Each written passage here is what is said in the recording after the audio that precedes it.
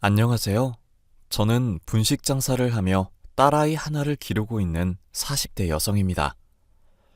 분식 일을 통해 사람들에게 맛있는 음식을 제공하고 행복한 표정을 보는 것이 저의 소소한 행복인데요. 최근에는 이혼했었던 남편이 비참한 몰골이 되어 저를 찾아온 일이 있었습니다. 자신이 많은 돈을 벌게 되었을 땐 헌신짝처럼 저와 딸아이를 버렸다가 나중에 제가 성공하니 돌아온 남편을 매몰차게 쫓아내 주었죠. 그 사연에 대해서 얘기를 해보려고 해요. 야, 너는 서빙만 하면 된다니까 왜 사람들한테 웃음을 팔고 있어? 네가 술집 여자도 아니고 왜 사람들이 감사하다는데 씩 웃고 난리냐고. 당연한 것도 고마워해 주시니까 좋게 좋게 대한 거지. 단골 손님 만들면 어머님 분식집도 더 대박 나는 거고 좋잖아. 야, 이런 작은 분식집이 대박 나봤자 쪽박 간신히 면하는 정도지. 아, 결혼 전에는 똑똑한 줄 알았더니 아주 멍청하다? 그러니까 전 남편이 바람 피우고 도망갔나 보네? 손님한테 친절하게 대한 것뿐인데 왜 그런 얘기까지 하는 거야? 나 당신이 어머님 일 도우라고 해서 분식집 일 열심히 한 죄밖에 없어.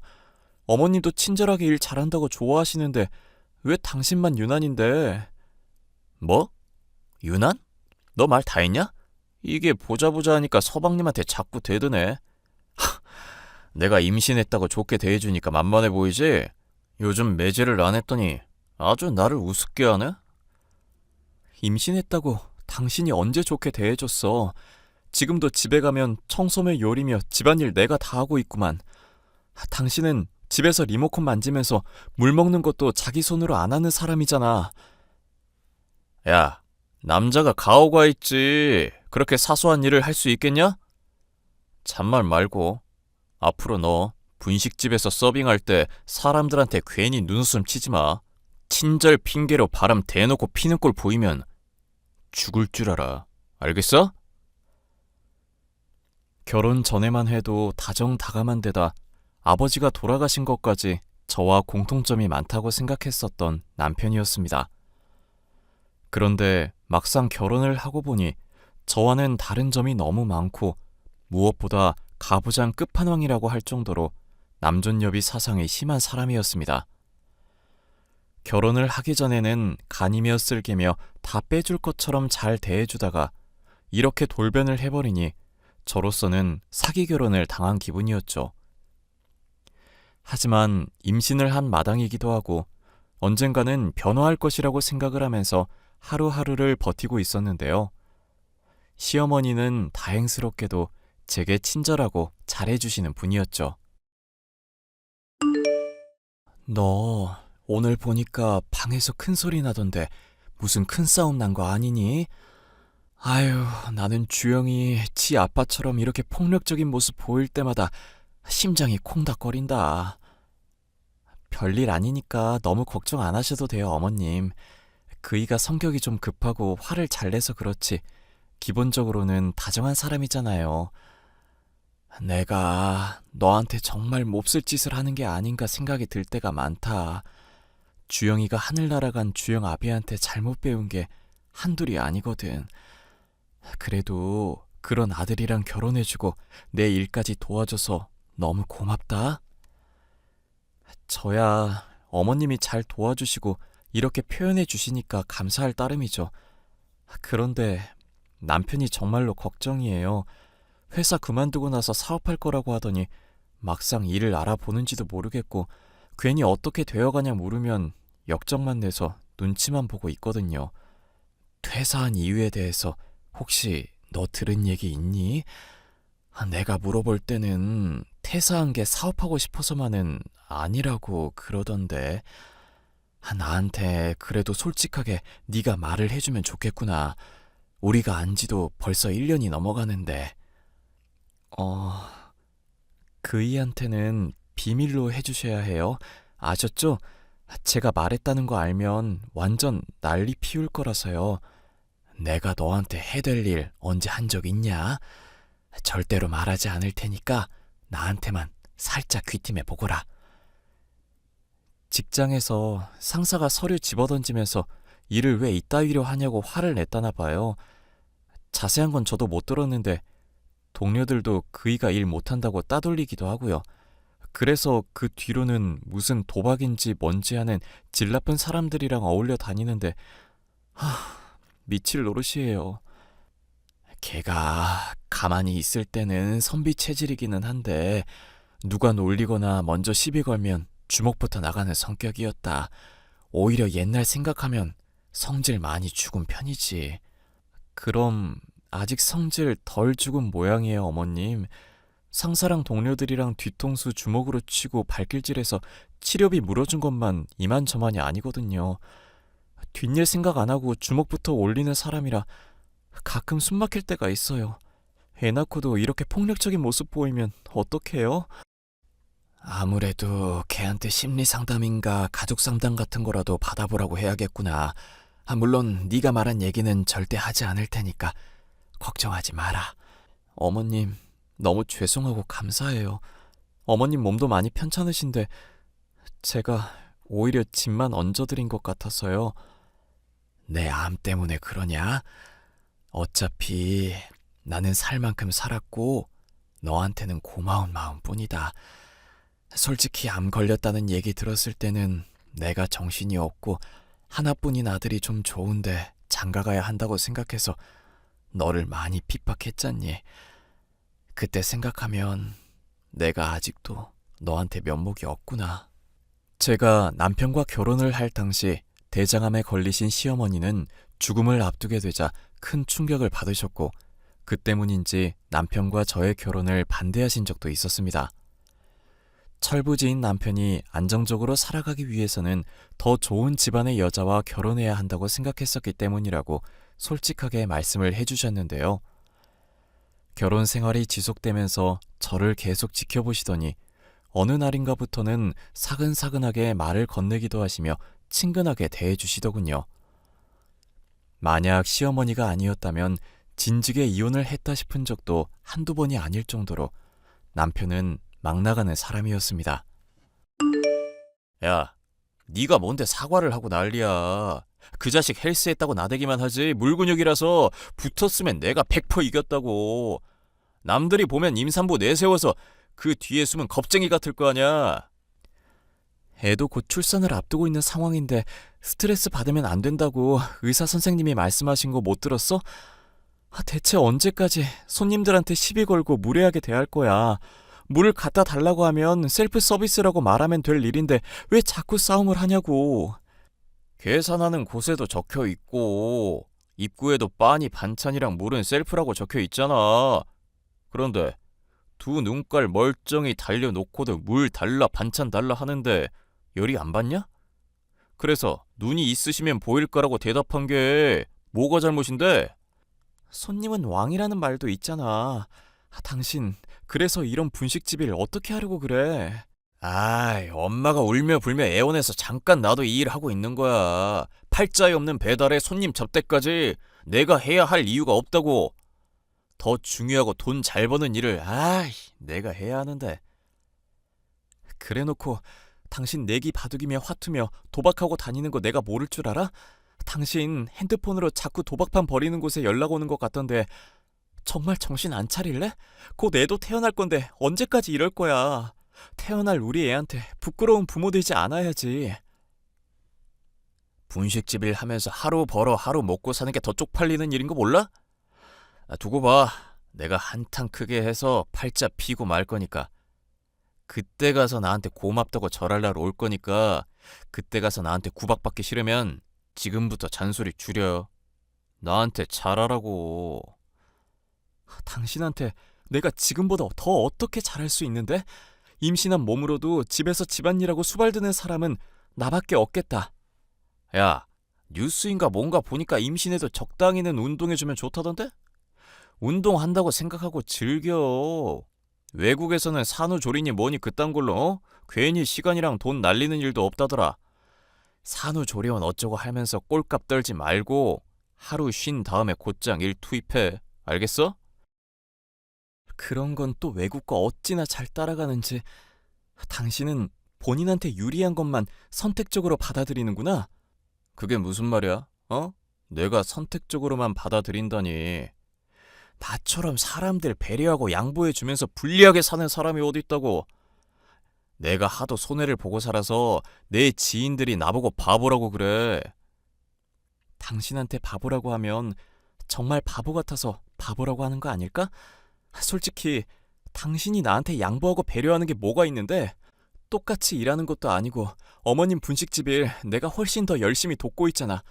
당신은 오전 오후 깔짝 얼굴 도장 찍었다가 도박판으로 사라지기나 하고. 야, 적당히 해. 잔소리도 자꾸 들으니까 물린다. 내가 패 돌릴 때도 네 잔소리 생각나서 컨디션이 망가지는 사람이야.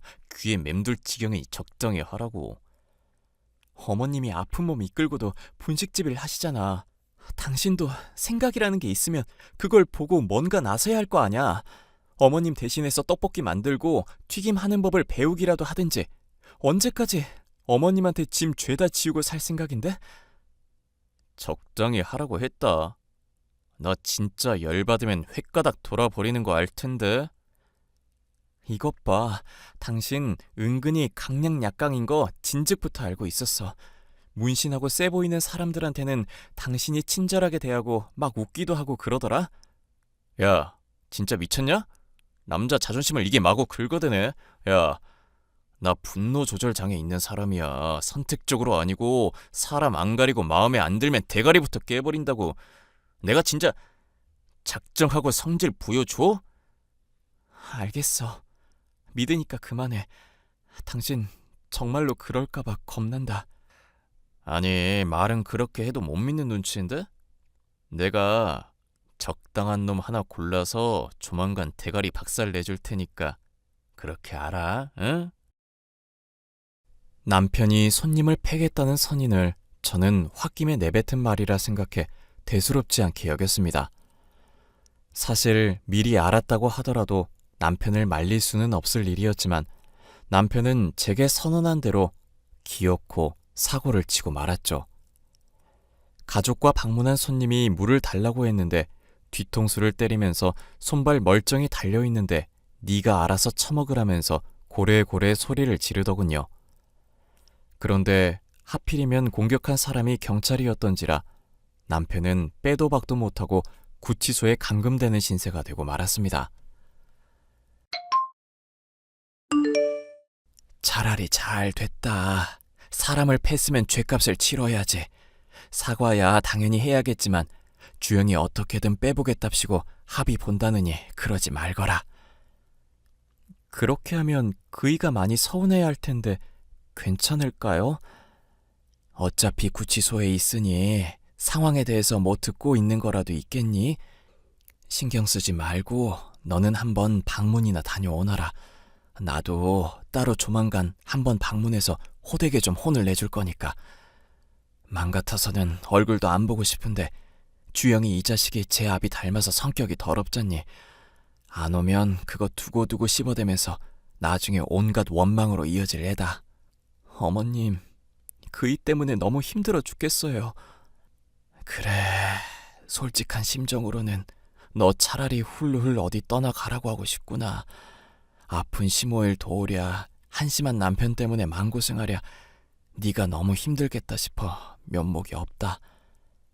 그런 말씀 마세요.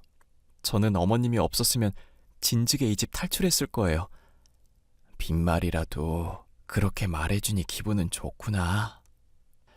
얼마 뒤 저는 남편이 수감되어 있는 구치소에 면회를 신청해 남편을 볼 수 있었습니다. 택시를 타고 남편을 보러 가던 중 하필이면 배에 극심한 통증이 찾아오는 바람에 산부인과로 선회를 해야 했죠. 그렇게 저는 남편이 감옥에 있는 동안 딸아이를 가지게 되었는데요.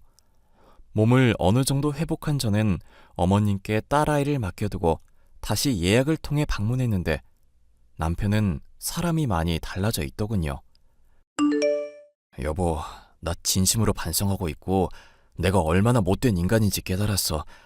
여기서 온갖 인간 군상들을 다 보다 보니까 내가 너무 한심한 거 있지? 당신이 웬일로 그런 얘기를 해? 나가면 또 신고한 인간 대가리 깨겠다고 할 줄 알았는데. 당신한테는 늘 미안한 마음뿐이야.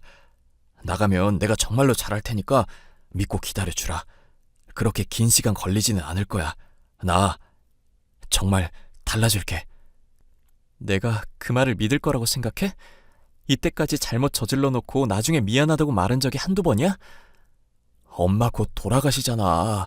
나 구치소에 있는 동안 엄마 죽기라도 하면 장례는 누가 치르겠어?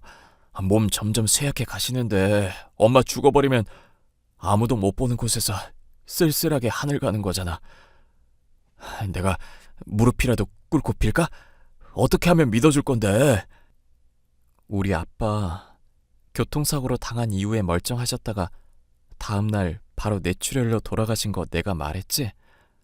알지. 병원 검사 안 받아도 괜찮다면서 사고 당일날 멀쩡하셨다며? 그 일 떠올리면 내가 아직도 후회를 해. 아빠가 괜찮다고 하는 말 믿고 방치할 게 아니라 내가 어떻게든 나서서 병원에 데리고 갔어야 했다고. 그 시기만 안 놓쳤었더라면 아직도 아빠 살아있을 텐데 하고 자다가 벌떡벌떡 깰 때도 있어. 무슨 말인지는 알겠는데 그 얘기를 왜 하는 거야? 가뜩이나 나 구치소에 있어서 우울한데. 어머님도 말로는 괜찮다고 하시지만 당신 말대로 정말 얼마 안 남으셨을지도 몰라. 당신 여기 있는 동안 새벽에도 몇 번이나 아프다면서 깨시고 신음하면서 주무시더라. 나 듣지 말라고 몰래 우시는데 가슴이 미어지는 줄 알았어.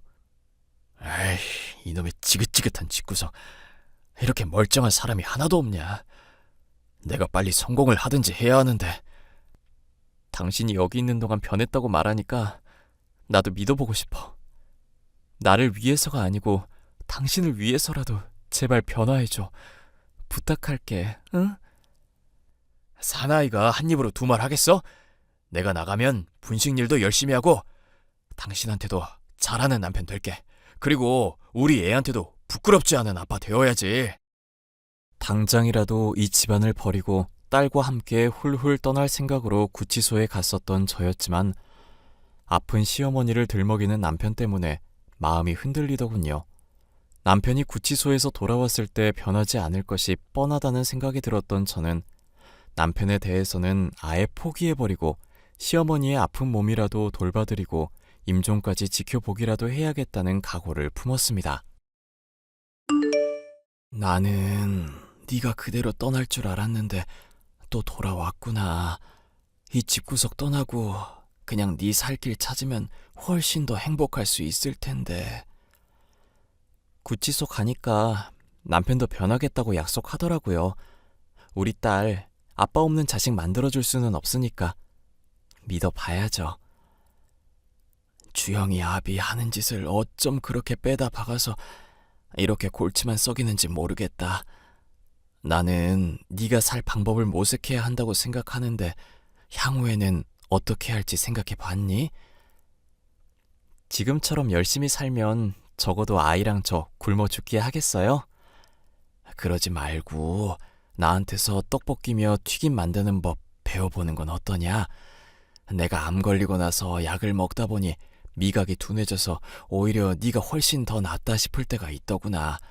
뭐든 야무지게 잘하는 너니까 문제없이 잘 배울 수 있을 것 같은데. 어머님 정말 왜 이러세요? 건강관리 잘하시면서 먹는 것도 신경 쓰시면 나으실 수도 있을 텐데 그동안은 저 주방 절대 못 오게 하시더니. 암 때문에 내가 살아가는 걸 포기해서 하는 말이 아니다. 주영이가 또 질투도 많고 열등감도 많은 애잖니. 그래서 너한테 분식일 알려주지 말고 서빙 정도만 시키려고 신신당부했었던 걸 깨겠다는 말이야. 남편이 제가 분식일 배우는 걸 싫어했다고요? 그래, 여자가 잘나면 또 바람 피우게 된다고 어떻게든 너한테 서빙만 시키라고 주방 근처는 구경도 못하게 하라 하더구나. 분식 까짓 게 뭐 그렇게 대단하다고. 걔는 이런 것까지 열등감을 가지는지 모르겠다. 내 배 아파 낳은 자식인데도 가끔은 저게 무슨 생각으로 사나 싶을 때가 많아. 시어머니를 간병할 겸 분식일을 도와드리러 집에 돌아온 저는 분식일을 제대로 배워보지 않겠냐는 의외의 제안을 들을 수가 있었는데요. 저는 시어머니를 도와 딸아이를 기르는 한편 분식일을 정식으로 배우게 되었습니다. 처음에는 많이 어려웠지만 워낙에 시어머니가 때로는 엄하게, 때로는 친절하게 잘 가르쳐 주셔서 나중에는 저 스스로도 놀랄 정도로 맛있는 음식을 만들 수가 있었죠. 그렇게 몇 개월이 지나자 남편은 구치소에서 나오게 되었는데 한동안은 연락이 두절이 되더니 아예 눈앞에 나타나질 않더군요. 그러더니 어느 날인가 갑자기 돌아와 제가 주방에서 일을 하는 걸 보고 기겁을 했죠. 엄마, 내가 집사람 절대 일 가르치지 말라고 했잖아. 지금 이게 다 무슨 꼴이야? 여보, 어머님 편찮으신데 소리를 지르면 어떡해. 지금 편찮으신 건 엄마 몸이 아니라 내 마음이야, 내 마음. 엄마, 나랑 약속했잖아. 집사람한테 일 절대 안 가르친다고. 너 결혼하고부터 이제까지 가게 일 열심히 도운 건 며느리였다. 네가 생각 없이 폭력 저질러서 가게 평판 떨어뜨리고 감옥 가 있는 동안 나 간병하고 돌본 것도 며느리였고, 그 상황에서 내가 너랑 한 약속을 안 지켰다고 이 어미 타박을 하는 거냐? 너는 왜 변하겠다는 약속을 그동안 안 지켰니? 왜 이 엄마 속을 썩이고 그래? 아, 그래. 친아들보다 남의 딸년이 이제 더 소중하다 이거네. 무슨 말인지 잘 알겠어. 이 집안에서 골칫거리인 사람은 나뿐이라는 거잖아. 여보, 무슨 말을 그렇게 해. 어머님한테 당장 사과드려. 사과는 개뿔. 이놈의 지긋지긋한지 내가 더러워서 나가고 만다. 당신 지금 가면 어머님 다시는 못 볼지도 몰라. 진심으로 하는 소리야? 왜? 나 한다면 하는 인간인 거 당신은 잘 알잖아. 아예 눈앞에서 사라져 줄 테니까 알아서 해, 어? 변하겠다더니 왜 또 항상 이런 식이야? 또 나한테 거짓말한 거야? 아프신 어머님 버리고 가서 당신이 정말 괜찮을 것 같아? 우리 애는 또 어쩌고? 감옥에 있는 동안 내가 확실하게 기술을 배웠거든? 구치소에 있는 그 짧은 기간 동안 무슨 기술을 배웠다는 거야? 설마 당신 무슨 나쁜 일 하고 다니려는 거 아니지? 정직하게 살면 사람이 돈을 벌 수가 없는 세상이잖아. 내가 그래도 내 손 더럽혀가며 돈도 5천만 원 넘게 벌었는데 됐다 그래. 가정 위해서 열심히 일해봤자 이렇게 배신이나 받는데 그냥 내 배 불리고 새 장가 드는 게 훨씬 낫겠다. 내 돈은 내가 알아서 챙겨갈 테니까 너는 이 지긋지긋한 가게에서 잘 지내봐. 어? 엄마랑 이곳에서 썩어 버리든지 말든지 나는 신경 안 쓸 거니까. 예, 이제 돌아와 놓고 또 어딜 간다고 그러니? 주영아! 남편은 그 말을 마치더니 가게에 딸린 집에 올라가 현금이며 돈 될 만한 폐물들 등을 죄다 챙겨서 떠나버렸습니다. 당시에 형편이 궁핍한 상황이었는데 가차없이 그런 짓을 저지르기에 저와 어머님이 눈물로 호소를 해봤지만 소용이 없었죠. 그리고 얼마 지나지 않아 어머님이 돌아가시기 직전 저는 가게를 물려받을 수 있었습니다. 이 어미가 아프다고 해도 얼굴 한번 안 비치고 애가 죽었는지 살았는지 모르겠구나. 너무 걱정하지 마세요. 그이가 언젠가는 정신 차리고 돌아오겠죠. 돈도 많이 벌었다고 하니 어머님 생각해서라도 돈 붙여줄지도 모르고요. 도박이니 범죄니 손대는 게 어쩜 걔 아비랑 하는 짓이 그렇게 빼다 박았는지 모르겠구나. 내가 죽기 전에 너한테 딱 하나만 부탁하자. 부탁이라니 그게 무슨 말씀이세요? 그냥 편하게 말씀하셔도 돼요. 내 유언이라고 생각하고 꼭 들어줬으면 좋겠다. 만약 주영이가 다시 돌아오면 걔 절대로 받아주지 말고 너는 그냥 이혼을 해버리든지 하여튼 간에 관계를 아예 끊어버려라. 그게 걔한테도 좋고 너한테도 좋을 일이다. 그렇게 버림을 받아서라도 걔가 정신을 차리고 건실한 사람이 되었으면 하늘에서도 내가 마음을 편히 가질 수 있을 것 같구나. 어머님, 아직 건강하시니 그런 말씀은 마세요.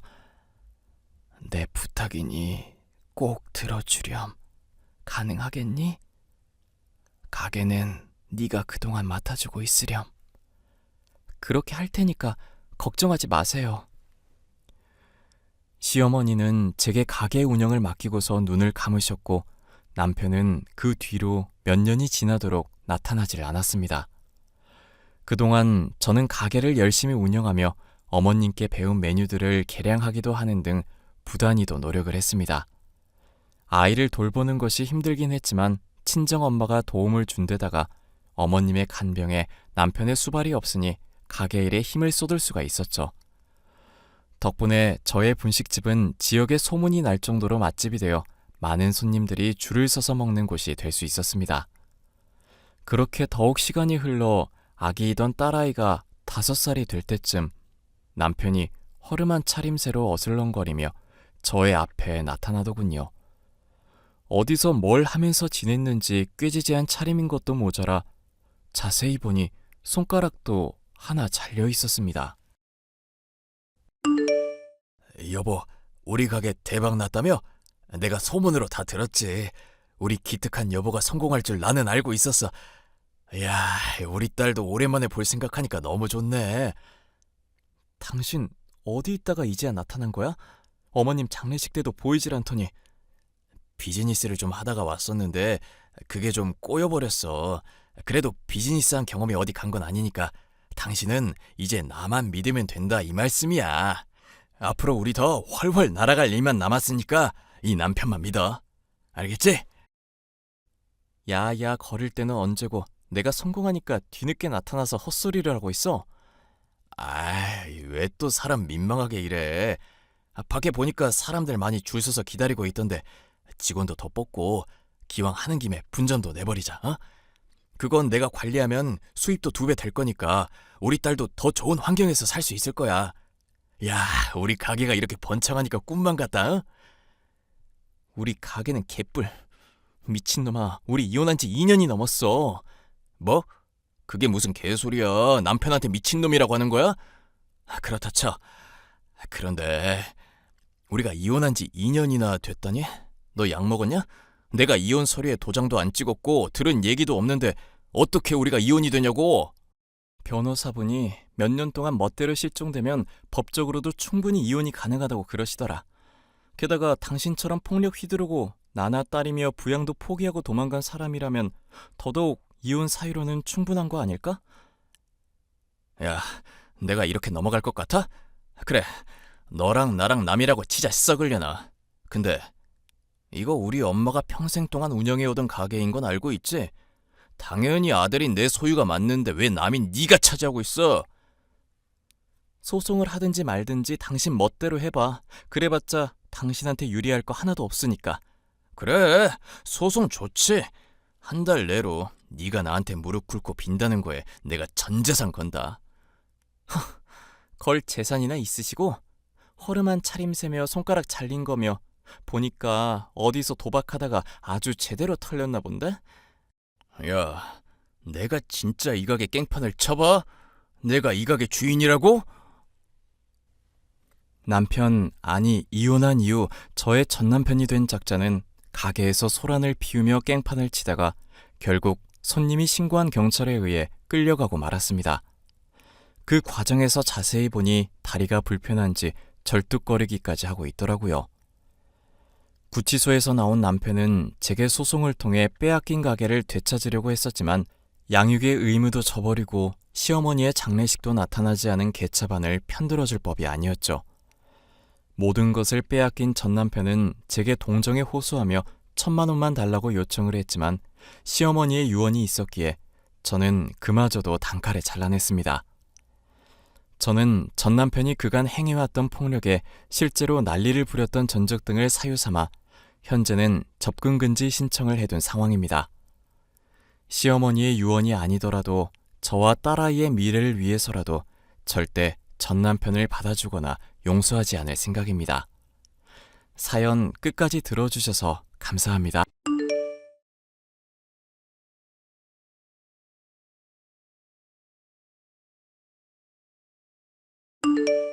안녕하세요. 서울에서 한정식집을 운영하고 있는 내일 모레 60을 바라보고 있는 여성입니다.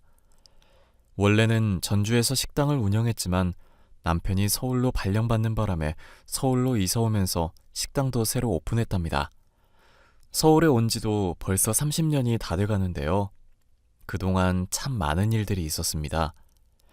곧 딸아이가 결혼을 앞두고 있는 시점에 그동안 엄마로서 잘 살아왔나 생각이 들더라고요. 평소 잘 챙겨보던 사연 채널에 제가 지금까지 살아왔던 인생 이야기를 좀 들려드리려고 이렇게 글을 쓰게 되었습니다. 식당을 운영하다 보면 정말 다양한 사람들을 만나게 되는데요. 아마 여러분께 들려드릴 제 이야기 속에 등장하는 사람들은 제 인생에서 가장 특별하기도 하고 절대 잊히려야 잊힐 수 없는 그런 사람들이랍니다. 나이 들어 주책이라고 하실 수 있겠지만 큰 마음 먹고 제 이야기를 들려드리는 것이니만큼 많은 공감 부탁드려요. 저는 고등학교 시절에 제 과외 선생님을 무척이나 좋아했습니다. 어린 시절에 하라는 공부는 하지 않고 오로지 과외 선생님만 바라보았죠. 그 과외 선생님이 바로 제 남편입니다. 저보다 7살 많았던 남편에게 첫눈에 반해 무작정 시집간다며 울고 불고 떼쓰며 따라다니던 게 엊그제 같은데요. 그렇게 3년 넘게 쫓아다니다가 고등학교를 졸업하자마자 사법고시 준비생이었던 남편과 결혼했어요. 시어머니가 전주에서 한정식집을 운영하셨는데 저보고 나중에 물려받으라며 일을 배우라고 하시더라고요. 옛날 시부모님들 하면 가부장적인 분위기에 혹독한 시집살이를 시키기로 유명하잖아요. 하지만 제 시어머니는 남들과 조금 다른 마인드를 가지신 분이었어요. 결혼한 지 얼마 되지 않아 친정엄마가 돌아가셨고 친정엄마의 빈자리를 시어머니가 대신해 주셨습니다. 옛날인데도 불구하고 고부 갈등은 찾아볼 수 없었고 정말 엄마와 딸처럼 지냈거든요. 희원아, 안 싸던 돌아가시고 나서 마음이 예전 같지 않지? 어머니, 솔직히 많이 힘들어요. 맨날 엄마 보고 싶고 저 어떻게 해야 될지 잘 모르겠어요. 울고 싶으면 마음껏 울어. 마음에 담아두지 말고 보고 싶은 만큼 울려무나. 이제 남은 가족도 없어요. 다들 엄마 돈 노리고 보상금 노리고 저 혼자 어떻게 살아가야 하죠? 왜 혼자야? 나도 있고 태규도 있는데, 응? 그런 말 말어. 어머니. 아가, 너 우리 태규 좋다고 졸졸 쫓아다니던 시절부터 저런 딸 하나만 있으면 좋겠다고 생각했거든? 어찌나 당돌하고 당차던지 그 모습이 너무 귀여웠단다. 그런데 우리가 이렇게 만날 인연이었어. 어머니, 그걸 기억하고 계셨어요? 그렇다 마다 어떻게 그 모습을 잊겠니? 이제 내가 친정엄마다 생각하고 마음 편히 대하거라. 어머니, 정말 그래도 돼요? 그렇고 말고. 나도 너처럼 살가운 며느리 얻어서, 아니, 딸 생긴 것 같아서 기분이 좋다. 말이라도 감사해요. 어머니 없었으면 어쩔 뻔했을까요? 제가 평생 잘 모시고 살게요. 그래, 앞으로 잘 살아보자. 태규가 속썩이거든 언제든지 나한테 오려무나. 내가 잔뜩 혼내줄 테니까. 네, 어머니만 믿을게요. 그렇게 얼마의 시간이 흘렀고 남편도 사법고시에 합격해 검사 생활을 시작했습니다. 그런데 저에게 한 가지 안타까운 시련이 찾아왔어요. 자녀 계획을 세우고 열심히 부부 생활에 임했지만 결혼 생활 7년 차에 접어들었는데도 좋은 소식이 들려오지 않았습니다. 많이 기다린 만큼 기대도 컸는데 매번 안타까운 결과에 실망도 많이 하게 되었죠.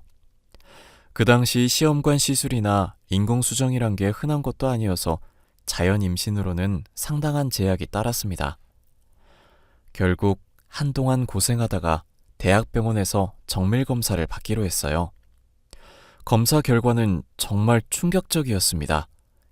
제가 선천적으로 자궁이 약해 자연 임신이 어려울 수 있다는 소식을 듣고 말았거든요. 여자로 태어나서 사랑하는 사람을 만나 가정을 이루고 토끼 같은 자식들 낳아 평범하게 사는 게 꿈이었는데 그런 제 꿈이 한순간에 좌절되고 말았던 겁니다. 친척들은 곧 이혼당할 거라며 아이도 못 낳는 여자가 결혼 생활을 유지할 수 있겠냐며 손가락질까지 했고 그 당시 저는 모진 시선과 온갖 구설수에 오르내리며 마음고생을 심하게 할 수밖에 없었어요. 저는 큰 슬픔에 빠졌고 그런 저를 위로해줬던 건 바로 남편과 시어머니였습니다. 어머니, 저 어떡해요? 저 아이 못 가질 수도 있대요. 정말 죄송해요, 어머니. 그게 왜 네 탓이냐. 괜찮으니 그런 말 말아라. 대라도 이어야 하는데 그러지 못해서 너무 죄송해요. 그게 무슨 말이야. 꼭 배 아파 낳은 자식만 자식이 되는 건 아니야. 너희들만 괜찮다면 난 입양도 생각하고 있다. 네? 입양이요? 그래, 입양이 나쁜 건 아니잖니. 내가 자식을 다 키워본 입장으로서 한 사람이 인간 하나를 키워낸다는 건 대단한 인내심과 정말 내 살과 뼈를 깎아내는 일이야. 그만큼 각오해야 하는 일이지. 그러니 너무 어렵게 생각하지 말자. 제가 죄송해서 어떻게 그래요. 말씀만으로도 너무 감사해요. 생각지도 못했는데. 네 마음을 내가 알아줘야지. 누가 또 알아준다니? 괜히 마음 아파하지 말고 어느 정도 마음 추스르면 입양 생각해보자. 엄마, 정말 괜찮겠어요? 괜찮고 말고. 마음 추스르면 고아원 가서 한번 둘러보자꾸나. 그 김 원장이랑 잘 아는 사이니까 내가 이야기 좀 해보마. 어머니, 배려 너무 감사해요. 제 마음도 다 이해해 주시고. 저 정말 어머니한테 효도할게요. 그래. 차라리 입양해서 마음 붙이고 정 붙이고 소중하게 키우자꾸나.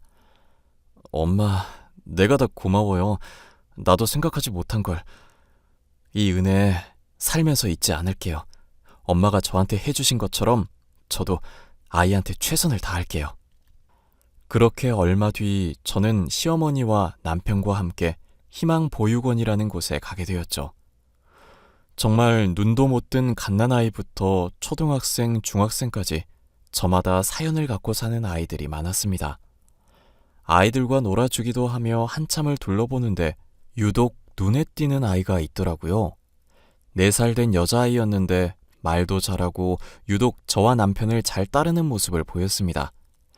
그저 사람이 좋아서 반가워서 그러겠거니 했는데 저희가 집에 갈 시간이 되자 울며 불며 떼를 쓰더라고요. 왜 우냐 물어보니 가면 안 올 거잖아 라며 닭똥 같은 눈물을 흘리는데 어찌나 마음이 아프던지요. 눈물 콧물 다 빼고 자지러지게 우는 아이를 겨우 달래놓고 집에 돌아왔는데 자꾸 눈에 밟혔습니다. 자려고 누웠는데도 한참을 뒤척이며 계속 그 아이를 생각했죠. 그러다 남편과 대화를 하게 되었습니다. 여보, 나 아무래도 서정이가 눈에 밟힌다? 아까 울었던 애 말하는 거지? 울어서 그런가? 이상하게 자꾸 생각이 나. 계속 손잡고 있어서 아직도 온기가 남아있는 것 같고. 하긴 유독 우릴 잘 따랐지. 아까 원장님한테 이야기 들어보니까 혼자 4살이라 어울리는 친구가 없다더라. 그래서 우리한테 더 그랬던 것 같아. 그러게, 외로워 보였어. 우리 그 아이 입양할까?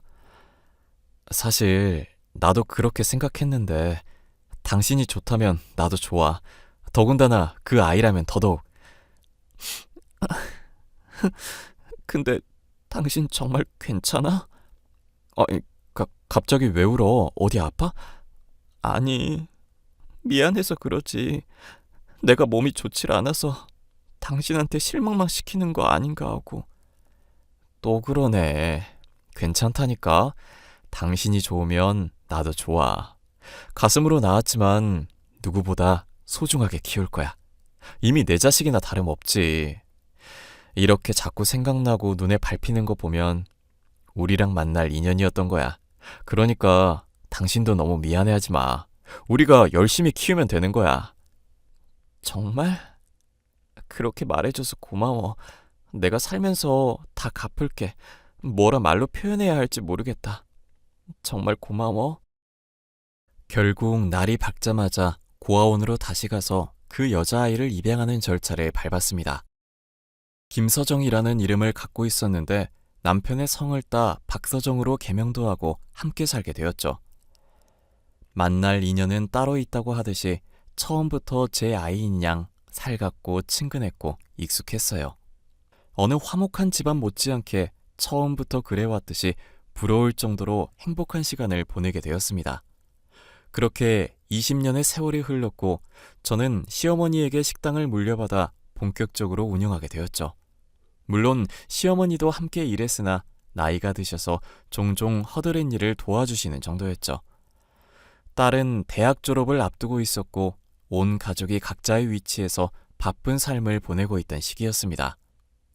딸아이는 저희와 함께 살기 시작하면서 그 흔한 투정 한 번 안 부리고 속 한 번 안 썩이고 화목하게 잘 지냈어요. 서정아, 바쁘니? 엄마가 지난번에 보낸 반찬은 잘 받은 거야? 잘 받았어. 왜 이렇게 많이 보냈대?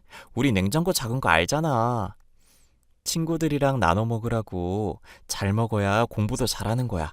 우리 딸 고생하는 거 알아서 할머니랑 같이 만든 거야. 다 네가 좋아하는 걸로. 역시 우리 엄마랑 할머니가 최고야. 강아지, 요즘 힘든 건 없어?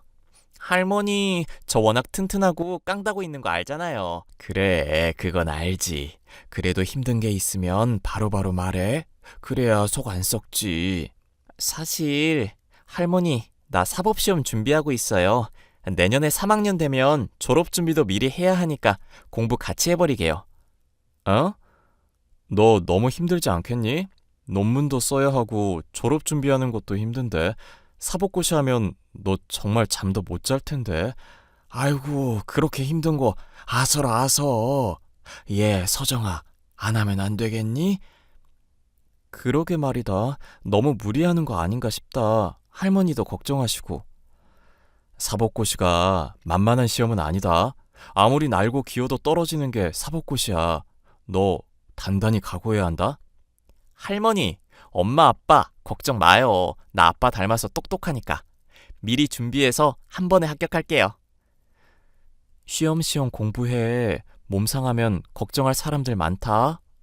나 젊어서 괜찮아. 할머니 건강이나 잘 챙기세요. 엄마 아빠도. 조만간 시험 끝나면 전주 한번 내려갈게요. 맛있는 거 많이 해줘요. 특히 할머니표 감자전. 알겠다, 우리 강아지. 조만간 또 연락하렴. 힘내거라. 아빠가 시험에 참고될 만한 자료들 정리해서 메일로 보내줄 테니까 시간 날 때마다 참고해. 그렇게 2년이라는 시간이 흘렀고 딸아이는 약속대로 졸업과 동시에 사법시험 합격이라는 영예를 안겨주었습니다. 시어머니는 집안의 경사라 하며 동네에 현수막도 걸자고 하셨죠. 결과 발표를 듣고 딸이 전주로 내려왔고 정말 동네 잔치를 벌였습니다. 남편도 자기 닮아서 똑똑하다며 크게 기뻐했고 가족 모두가 행복에 겨워 눈물을 흘릴 지경이었죠. 그러다 한 차례 검은 먹구름이 드리웠습니다. 몇십 년 동안 친정엄마 그 이상으로 의지했던 시어머니가 노환으로 돌아가신 거예요. 워낙 나이도 있으셨고 앓고 있던 지병이 있으셔서 많이 힘들어 하셨거든요. 슬픈 마음을 어루만지며 장례를 치르고 얼마 뒤 남편이 서울지검으로 발령받게 되었습니다. 딸아이도 사법연수를 끝내고 서울의 한 대형 로펌에서 일하게 되었죠. 그렇게 전주 생활을 정리하고 서울로 이주하게 된 거랍니다. 새로 식당도 오픈하고 바쁜 부녀 뒷바라지 하느라 정신없는데 고아원 원장님이 연락 오더라고요. 고아원 원장님과 전화통화를 끝낸 저는 내심 불안해졌어요. 사실 얼마 전부터 딸아이의 친모라는 사람이 자신의 아이가 보고 싶다며 찾아왔다는 겁니다. 제가 지금까지 있는 정 없는 정 줘가며 키워온 자식인데 다시 데려갈까봐 두려웠나 봐요. 가슴으로 낳은 자식이지만 친자식이다 생각하고 온 애정을 다 쏟았는데 딸이 이제라도 친엄마한테 가고 싶다고 하면 어쩌지 하는 생각도 있었고요. 결국 뜬 눈으로 며칠 지샜는데 아니나 다를까 불안한 예감은 틀리지 않았습니다. 제가 운영하는 식당에 바로 딸아이의 친엄마가 찾아온 거였어요. 긴장되는 마음을 겨우 가라앉히고 조용히 대화를 시작했습니다. 김희원 씨 되시죠? 누군지는 대충 눈치채셨을 것 같은데. 서정이 친모예요. 네, 알고 있어요. 여기까진 어쩐 일이시죠? 어쩐 일이긴. 귀한 우리 딸 얼굴 좀 보려고 왔지. 그동안 우리 서정이 키워줘서 고마워요. 몇십 년 동안 찾지도 않다가 왜 이제 와서 그래요? 시끄럽게 굴지 말고 서정이 번호나 불러요. 나머지는 내가 알아서 할 테니까. 저기요, 지금 뭔가 착각하고 있는데 부탁을 해도 들어줄까 말까인데 왜 온 거예요? 아니, 우리 딸이 잘 나가는 변호사라며. 그래도 공부는 시켜줬나 봐? 그럼요. 하고 싶은 공부 마음껏 해주는 게 부모된 도리 아닌가요? 근데 왜 찾아오셨어요? 불쾌하니까 나가주실래요? 자식이 변호사인데 내가 가만히 있으면 섭섭하죠. 근데 변호사면 돈도 많이 번다면서요? 아무리 많이 벌어도 당신한테 줄 돈은 없어. 자기 자식 버리고 갈 땐 언제고 왜 이제 와서 만난다고 난리야? 좋게 대우해 주는 것도 이번이 마지막이에요. 나가요. 미안해서 어쩌나. 나는 나갈 생각이 없는데. 딸도 잘 살고 있고 친엄마가 이렇게 버젓이 있는데 내가 뭐가 무서워서 피해? 당신이 정말 엄마라면 애초에 그런 곳에 서정이를 맡기면 안 되지. 그건 내가 알아서 할 일이고 내 딸 덕 좀 보려고 찾아왔으니까 당장 내 눈앞에 데려와요. 얼굴 좀 봐야겠으니까. 글쎄 됐다니까요? 당장 경찰에 신고하기 전에 나가. 아무튼 이제 내가 키울 테니까 이제 그만 내 딸 인생에서 꺼지시지? 도대체 왜 지금에서야 찾는 건데? 서정이가 원하지 않으면 어쩔 건데요? 뭐 같이 살기라도 할 거야? 내가 내 자식 보겠다는데 한번 만나겠다는데 무슨 상관? 내가 알아서 친권이니 뭐니 다 법적 처리할 테니까 기대해요. 서정이가 원한다면 얼마든지 보내줄 수 있는데 당신 하는 꼬락서니를 봐서는 설마 돈 필요한 건 아니죠? 아니, 당신이 무슨 상관이냐고. 그래도 내 딸인데 이것저것 잴 필요가 있나? 그냥 내가 그렇다 하면 그런가 보다 하면 되지. 나도 딸 자식한테 잔소리할 권리 있거든요? 따로 만나서 잘 이야기하면 서정이도 알아듣겠죠. 이제라도 부모한테 효도하면서 살라 해야죠. 안 그래요? 무슨 생각인지 모르겠지만 우리 딸 건들기만 해봐요. 내가 배 아파 낳은 자식은 아니지만 입양해올 때 이미 내 자식이나 다름없었어. 당신이 함부로 대할 아이도 아니라고. 그런다고 내가 쫄 것 같아요? 아무튼 지금 안 부르면 내가 알아서 찾아가는 걸로 알아. 어디서 순 듣보잡들이 내 딸 부모 한답시고 설치고 있어. 지금 뭐라고 했어요? 듣보잡? 말 다 했어요? 이왕 이렇게 된 거 그냥 내가 데려가서 다시 키워야겠다. 그래야 남은 인생 호강하며 살지. 우리 변호사 딸 데려갈 수 있으면 데려가 보던가. 당신 지금 속이 훤히 보이는데 우리 딸이 과연 좋아할까? 상처 주지 말고 그냥 조용히 살아요. 뭐요? 지금 말 다 했어요? 아무리 그래도 핏줄은 무시 못하지. 그년도 나 닮았으면 내가 좋다고 그럴 거야. 그래요? 어디 한번 두고 봅시다. 일단 지금 장사에 방해되니 당장 나가주세요. 안 나가면 경찰에 신고합니다. 왜 그렇게 빡빡하게 구실까? 알았어요, 알았어. 다음에 다시 올 테니까 그땐 내 앞에 딸 데려다 놔요. 알겠어요? 서정아, 바쁘니? 엄마가 기니 할 말이 있다. 왜? 뭔데? 나 이제 좀 한가해. 무슨 일 있어? 아니, 사실은 엄마 가게 말이다. 친엄마라는 사람이 찾아왔어. 그래서 알려주려고. 아, 그랬구나. 그 사람이 엄마한테는 뭐라는데? 엄마한테는이라고? 너 그 여자 온 거 알고 있었어?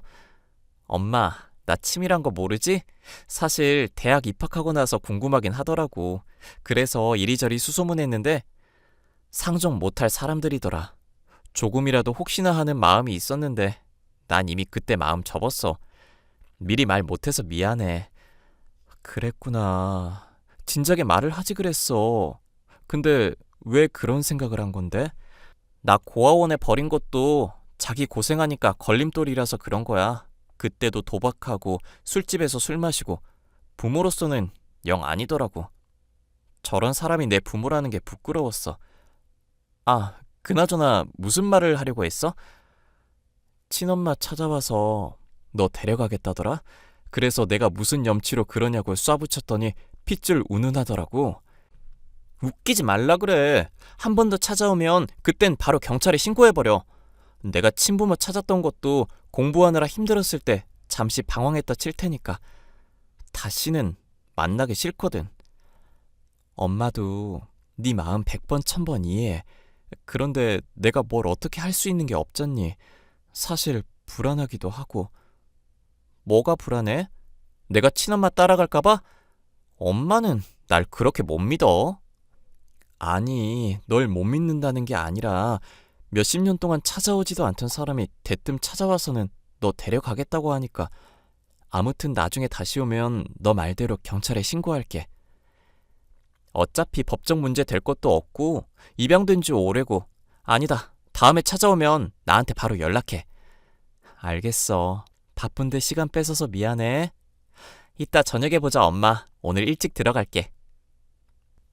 생각보다 딸아이의 태도는 단호했고 걱정했던 마음을 조금이나마 내려놓게 되었습니다. 그렇게 평범한 일상을 보내고 있는데 왠지 모를 적막감이 흐르더라고요. 아니나 다를까 딸아이의 친엄마라는 사람이 가게에 자꾸 나타나 이리저리 회방을 놓기 시작했습니다. 식당을 매일같이 찾아와서는 다시는 안 찾아올 테니 돈을 달라며 말도 안 되는 요구를 하더라고요. 한 번은 조폭인지 깡패인지 덩치가 산만한 사람들을 데리고 와서 돈을 주지 않으면 가게 다 때려 부수겠다고까지 했습니다. 어차피 자기 자식인데 보러 오는 거 문제 안 된다며 돈 안 주면 매일 찾아와서 괴롭힐 거라 하는데 어찌나 당당하던지 기가 막히더라고요. 장사에 지장이 생길 정도로 찾아오는 바람에 결국 저는 경찰에 신고를 했고 친엄마라는 사람은 경찰에 연행되어 갔습니다. 이 소식을 들은 딸 남편이 저와 함께 경찰서로 가게 되었죠. 경찰서에서 고래고래 소리 지르며 자신은 잘못한 게 없다고 난리를 치고 있는 그 여자를 마주해야 했습니다. 이봐요. 당신이 내 친엄마야? 애초에 버리고 갔으면 찾아올 생각을 하지 말아야지. 책임지지도 못할 거 왜 나왔어요? 아유, 우리 딸 왔어? 얼른 경찰 양반한테 사정 좀 이야기하고 나 좀 풀어줘, 응? 딸? 딸이라고 했어요? 웃기는 소리 하지 마세요. 어이가 없어 진짜. 야, 엄마한테 싹수 없게 할래? 어디서 배워먹은 버릇이야? 너 이게 다 근본 없는 사람들한테 키워져서 그런 거야. 아유, 내 속이 그냥. 이보세요. 근본 없는 건 당신이 근본이 없겠지. 배 아파 낳은 자식 버리고 갈 땐 언제고. 이제 와서 뭐라도 뜯어먹고 싶어서 자식 찾는 거 좀 웃기지 않아요? 막말로 내가 우리 딸 안 낳았으면 당신들이 입양이나 할 수 있었겠어? 내가 좋은 유전자 물려줘서 애가 변호사도 되고 그런 거야. 야, 너 내가 낳아준 은혜 잊으면 안 된다? 이 아줌마가 아직 정신을 못 차렸네. 무슨 근거로 자꾸 딸이래. 나는 당신 같은 엄마 둔 적 없어요. 유전자 검사라도 하던가. 어차피 넌 나랑 같이 살 생각 없잖아? 그러니까 내가 깔끔하게 포기해 줄게. 대신에 돈 가져와. 현금으로 5억. 경찰서에서 참 잘 도한다. 지금 자식 팔아 장사합니까? 무슨 친엄마라는 사람이 있다이야? 적당히 눈치 챙기세요. 이보세요. 여기 경찰서야. 뭐? 당신이 뭔데 이래라 저래라야? 나? 서울지검 박태규 검사다. 당신 알아보니까 지명수배 내리기 직전이던데. 워낙 사고를 많이 치고 다니기도 했고. 이대로 콩밥 한번 먹을까? 증거 있어? 함부로 남의 뒤 캐고 다니는 거 그거 불법인 거 몰라? 검사라고 했지? 더 잘 알겠네. 당신 내가 고소해버릴 거야. 하던가. 당신 사기 전과도 있고 유명하던데 해볼 수 있으면 해보라고. 이 증거들을 보고도 그런 소리 할 수나 있나 한번 보지. 남편이 이리저리 수소문해서 얻은 증거들을 내보이자 그 여자는 얼굴색이 싹 변했습니다. 그랬더니 무릎까지 꿇으며 다시는 안 나타나겠다고 통사정을 해대더라고요. 가게에 찾아와 협박했던 증거까지 더해 경찰에 제출했고 사기죄, 공갈 협박 등으로 재판에 넘겨졌습니다. 유치장에 갇히면서까지 울며 불며 매달리는데 꼴이 말이 아니더라고요. 결국 그 여자는 징역 5년을 구형받아 구치소에 수감되었습니다. 딸아이는 그 여자를 상대로 접근 금지, 통신 제한을 걸어버렸고요. 아니나 다를까 구치소에 수감되고 난 뒤에 무슨 할 말이 그렇게 많은지 하루가 멀다 하고 접견 신청을 하더랍니다. 딸아이가 찾아가서 단단히 일러두고 왔다고 해요. 그랬더니 신기하게 그 뒤로는 아무런 연락도 없습니다. 모든 일이 끝나고 딸아이와 맥주 한잔하며 이야기를 나눴어요. 그동안 많이 놀랐지? 아니야, 엄마. 나보다 엄마가 더 놀랬지. 언젠가 한 번은 만날 거라 생각했어. 근데 그게 이런 식일 줄은 몰랐지. 엄마가 미안해. 모든 게 다 엄마 탓인 것 같아. 이게 왜 엄마 탓이야. 만났어도 인연이 아니니까 끝을 본 거고. 이미 고아원에 날 버린 순간부터 끝난 인연이야. 자기가 배 아파 낳은 자식을 자기 손으로 버렸는데 나중에 찾아온다 한들 그게 진심이겠어? 네가 그렇다면 그런 거겠지. 그래도 친부모를 진작에 찾아줬어야 했는데. 이렇게 돼서 미안해. 아빠도 미안해하고 있고. 아니, 그럴 필요가 없다고. 내 엄마 아빠가 여기 있는데 뭐하러 그래. 이미 큰 사랑 받으면서 살았고 이제는 내가 엄마 아빠 호강시켜줄 거야. 정말 우리 딸 기특하네. 그리고 날 낳아준 건 고맙지만 나한테 일말의 애정도 없는 사람한테 엄마, 생모라고 부르기도 싫어. 가족은 오로지 엄마, 아빠, 할머니뿐이야.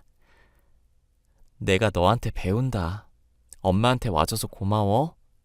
너는 처음 봤을 때도 그렇고 지금도 그렇고 영원히 내 딸이야. 앞으로 더 행복하게 지내자. 알겠지? 알겠어, 엄마. 내가 많이 사랑해. 그렇게 어느덧 2년이라는 시간이 흘렀고 딸아이는 남편 밑에 있던 검사와 인연이 다 곧 결혼을 앞두고 있습니다. 결혼 준비한다고 정신없는 와중에도 절 챙기는 딸아이를 보고 있으면 매일매일 행복해서 눈물이 날 지경이랍니다. 배 아파 낳은 자식은 아니지만 이미 제 친자식이나 다름없는 딸아이가 앞으로도 더 행복했으면 좋겠어요. 제가 죽는 날까지 딸아이의 행복을 위해 기도하면서 저 또한 열심히 살 겁니다. 그런 저의 모습 기대해 주세요. 제 사연은 여기까지입니다. 사연을 들으시면서 어떤 생각이 드셨나요? 자식과 부모지간은 천륜지간이라고 합니다. 하늘이 이어준 인연이라는 뜻인데 배 아파 낳은 자식만이 내 자식이 아닌 걸 인생을 살아오면서 알게 되었어요. 고아원에서 딸을 만나지 않았더라면 아마도 지금의 행복은 누릴 수 없었겠죠? 제 사연이 공감되셨다면 응원의 댓글 부탁드리고 날이 많이 더운데 건강 잘 챙기세요.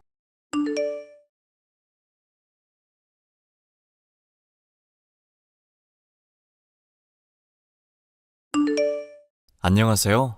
저는 지방에서 목수일을 하며 지내고 있는 30대 남자입니다. 한 달이나 두 달에 한두 번씩 인근의 보육원을 비롯하여 양로원 등의 간단한 가구를 제작해주는 식으로 봉사활동을 한 지도 벌써 한참은 지난 일이 되었는데요. 재미삼아 시작한 일이었지만 이제는 많은 사람들이 기대해주고 좋은 사람 대접을 해주니 저도 나름의 보람을 느끼게 되었답니다. 하지만 이런 사람들과 달리 저의 여자친구였던 여자는 받은 것도 감사해야 할 줄 모르고 저를 배신한 악독한 여자였는데요. 최근 그 여자를 고소해 감옥에 넣으려고 하는 사연에 대해 얘기해 볼까 합니다. 야, 우지윤. 넌 내가 클럽에 놀러 가지 말라고 하는데 왜 자꾸 클럽에 가고 그러냐? 갈 거면 나 몰래 가든지 왜 자꾸 친구들한테 목격이 돼서 나한테 얘기 듣게 만들어? 미안, 오빠.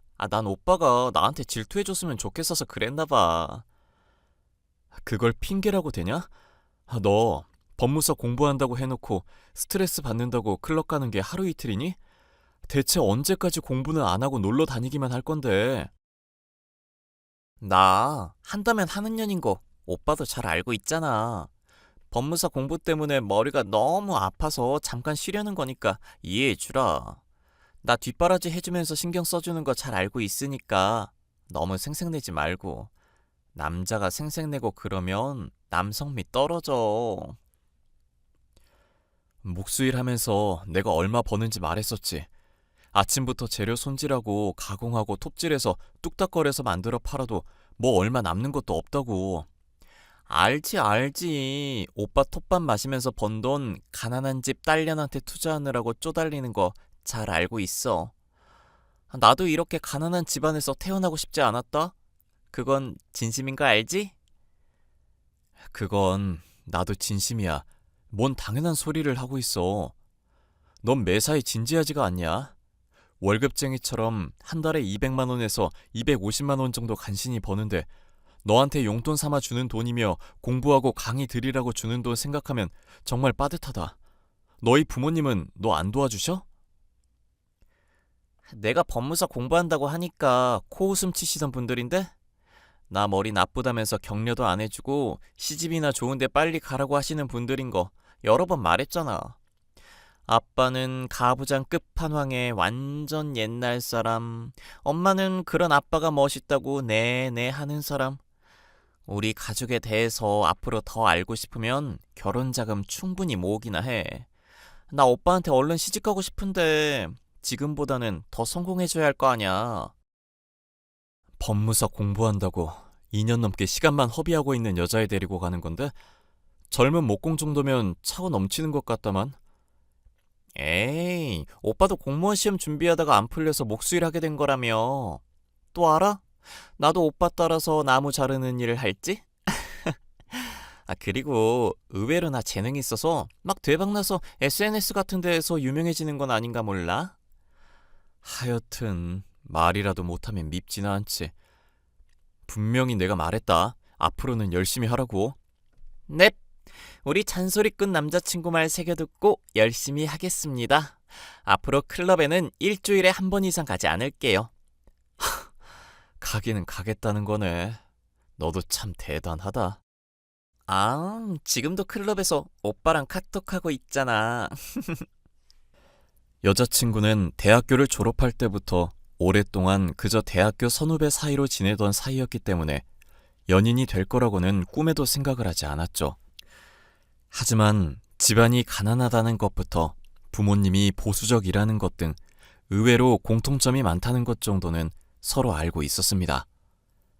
그러던 저희 사이는 여자친구가 법무사 공부를 준비한다면서 시작하게 되었죠. 제가 공무원 시험을 쳐봤으니 정보를 좀 알려달라든가 공부법을 전수해달라는 식으로 먼저 메시지가 온 게 계기가 되어 차츰차츰 친밀하게 되더니 어느샌가 사귀게 되었습니다. 주변에서는 저와 여자친구가 사귀는 것을 놓고 제가 너무 고생한다고 걱정을 많이 해줬었죠. 야, 너 클럽에서 지윤이 봤다는 얘기 듣고도 그냥 넘어갔다고? 아무리 여자친구가 좋아도 야, 난 그렇게까지는 못하겠다. 너 전생에 보살이었냐?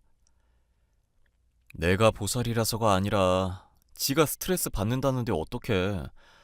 차라리 음습하게 몰래 클럽 가는 것보다 대놓고 이러는 게 낫지. 정말로 춤만 추러 가는 거니까. 내 생각에는 대놓고 그러는 척하면서 오히려 뒤로도 또 그럴 것 같은데. 야, 우리 대학 후배이기도 하지만 내 여자친구이기도 하거든. 말 조심 좀 해줬으면 좋겠는데. 야, 내가 지윤이 클럽 가서 남자랑 부비부비 하는 것만 5번은 제보해줬다. 진심으로 하는 소리냐? 기자 할 거 아니면 제보 그만하고 너도 여친이나 사귀든지 해. 자꾸 부러우니까 우리 둘 사이 갈라놓으려는 거 아니냐? 진담으로 하는 거면 진짜 개소리고 농담이면 재미없는 거 알지? 나도 여자친구 안 사귀는 거지 못 사귀는 게 아니라고. 믿어주고 싶은데 어째 네 얼굴 보면 신뢰가 안 간다. 솔직히 너랑 나랑 소개팅 같이 갔을 때 전적 생각해봐. 야, 옛날 얘기는 됐고 너는 앞으로도 계속 지윤이랑 사귈 생각이야? 아니 솔직히 너 정도 벌면 더 성격 좋고 예쁜 여자도 사귈 수 있을 텐데 왜 그러나 모르겠다. 형님이 보고 있자니 갑갑해서 그래 임마. 야, 사귀는 데에 사랑도 중요하지만 의리도 챙겨야 하는 거 모르냐? 더 좋은 사람 생겼다고 갈아타 버리면 내가 반대로 당할 것도 생각해야지. 얼씨구, 아주 도덕군자 납셨네. 그런 놈이 지윤이한테는 한 달에 200 정도만 번다고 거짓말을 하냐? 그거야 걔한테 위기감을 주려고 그런 거지. 내가 한 달에 그것보다 2~3배 벌 때도 많다고 하면 그러면 걔 당장 법무사고 뭐고 공부 때려치우고 내 몫을 보조하겠다고 나서기나 할걸? 너 진짜 지윤이한테 콩깍지가 단단히 씌었구나. 네 보조를 걔가 왜 하겠냐? 그냥 시집가서 놀고 먹기나 하겠지. 이 자식이고 아직도 정신 못 차렸네. 어쨌거나 내가 거짓말을 하는 건 선의의 거짓말이니까 너 절대로 지윤이한테 알리지 마. 괜히 지윤이가 알게 되면 용돈만 더 나가고 법무사 시험도 완전히 끝장나는 거니까. 장인 장모님도 조만간 만나게 될 것 같은데 내가 물심양면으로 힘쓰고 있다는 거 어필해야 할 거 아니냐. 너 전세계 온달 공주였냐? 지윤이 법무사 만들어서 뭔 득을 보려고 그렇게까지 열심히 해?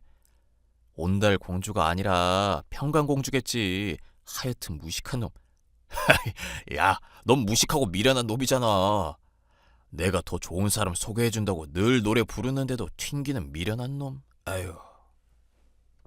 절친인 친구와 티격태격하면서도 여자친구의 얘기를 할 때면 사실 마음이 늘 불편했습니다. 친구가 하는 말처럼 여자친구에게 제가 너무나 배려해주는 것이 많고 맞춰주는 것이 많았기 때문인데요. 그렇다고 제 말이라도 잘 듣는가 하면 그것도 아니었기 때문에 만약 결혼을 하게 되면 고생길은 훤히 열렸다고 생각하고 있었죠. 그런데 여자친구는 이 결혼에 대해서 저만큼 진지하게 생각하고 있지도 않았는지 차일피일 미루기만 하고 부모님에게 소개를 시켜주겠다는 말도 하지 않고 있었습니다. 나 너한테 솔직하게 말해서 요즘 서운한 거 많아. 네가 생일 때 내 생일 선물 안 챙겨주는 것도 넘어갔던 거 기억나지? 그것까지도 이해할 수 있는 사람이야 내가. 아이고 또 무슨 잔소리를 하시려고 이렇게 서론이 길어. 싹둑싹둑 핵심과 요점만 말하시오. 나랑 결혼하니 많이 농담으로는 얘기 자주 꺼내도 진지하게 가려고 하면 꼭 네가 화제 전환하더라. 무슨 말도 안 되는 소리야. 나도 당연히 오빠랑 결혼하고 싶지. 내가 언제 화제를 전환했다고 그래? 저번에 네가 친구 얘기 한참 하다가 네가 부케 받았다고 했었던 거 기억나지? 그래서 내가 진지하게 논의해보자고 했었더니 그러면 드레스 입어야 하는데 하면서 화제 전환했잖아. 살 빼야 하는데 필라테스 학원 좀 끊어달라고 하고 레깅스도 하나 장만하게 해달라면서 말 돌리는 거 훤히 보였는데? 이야 눈치챘어?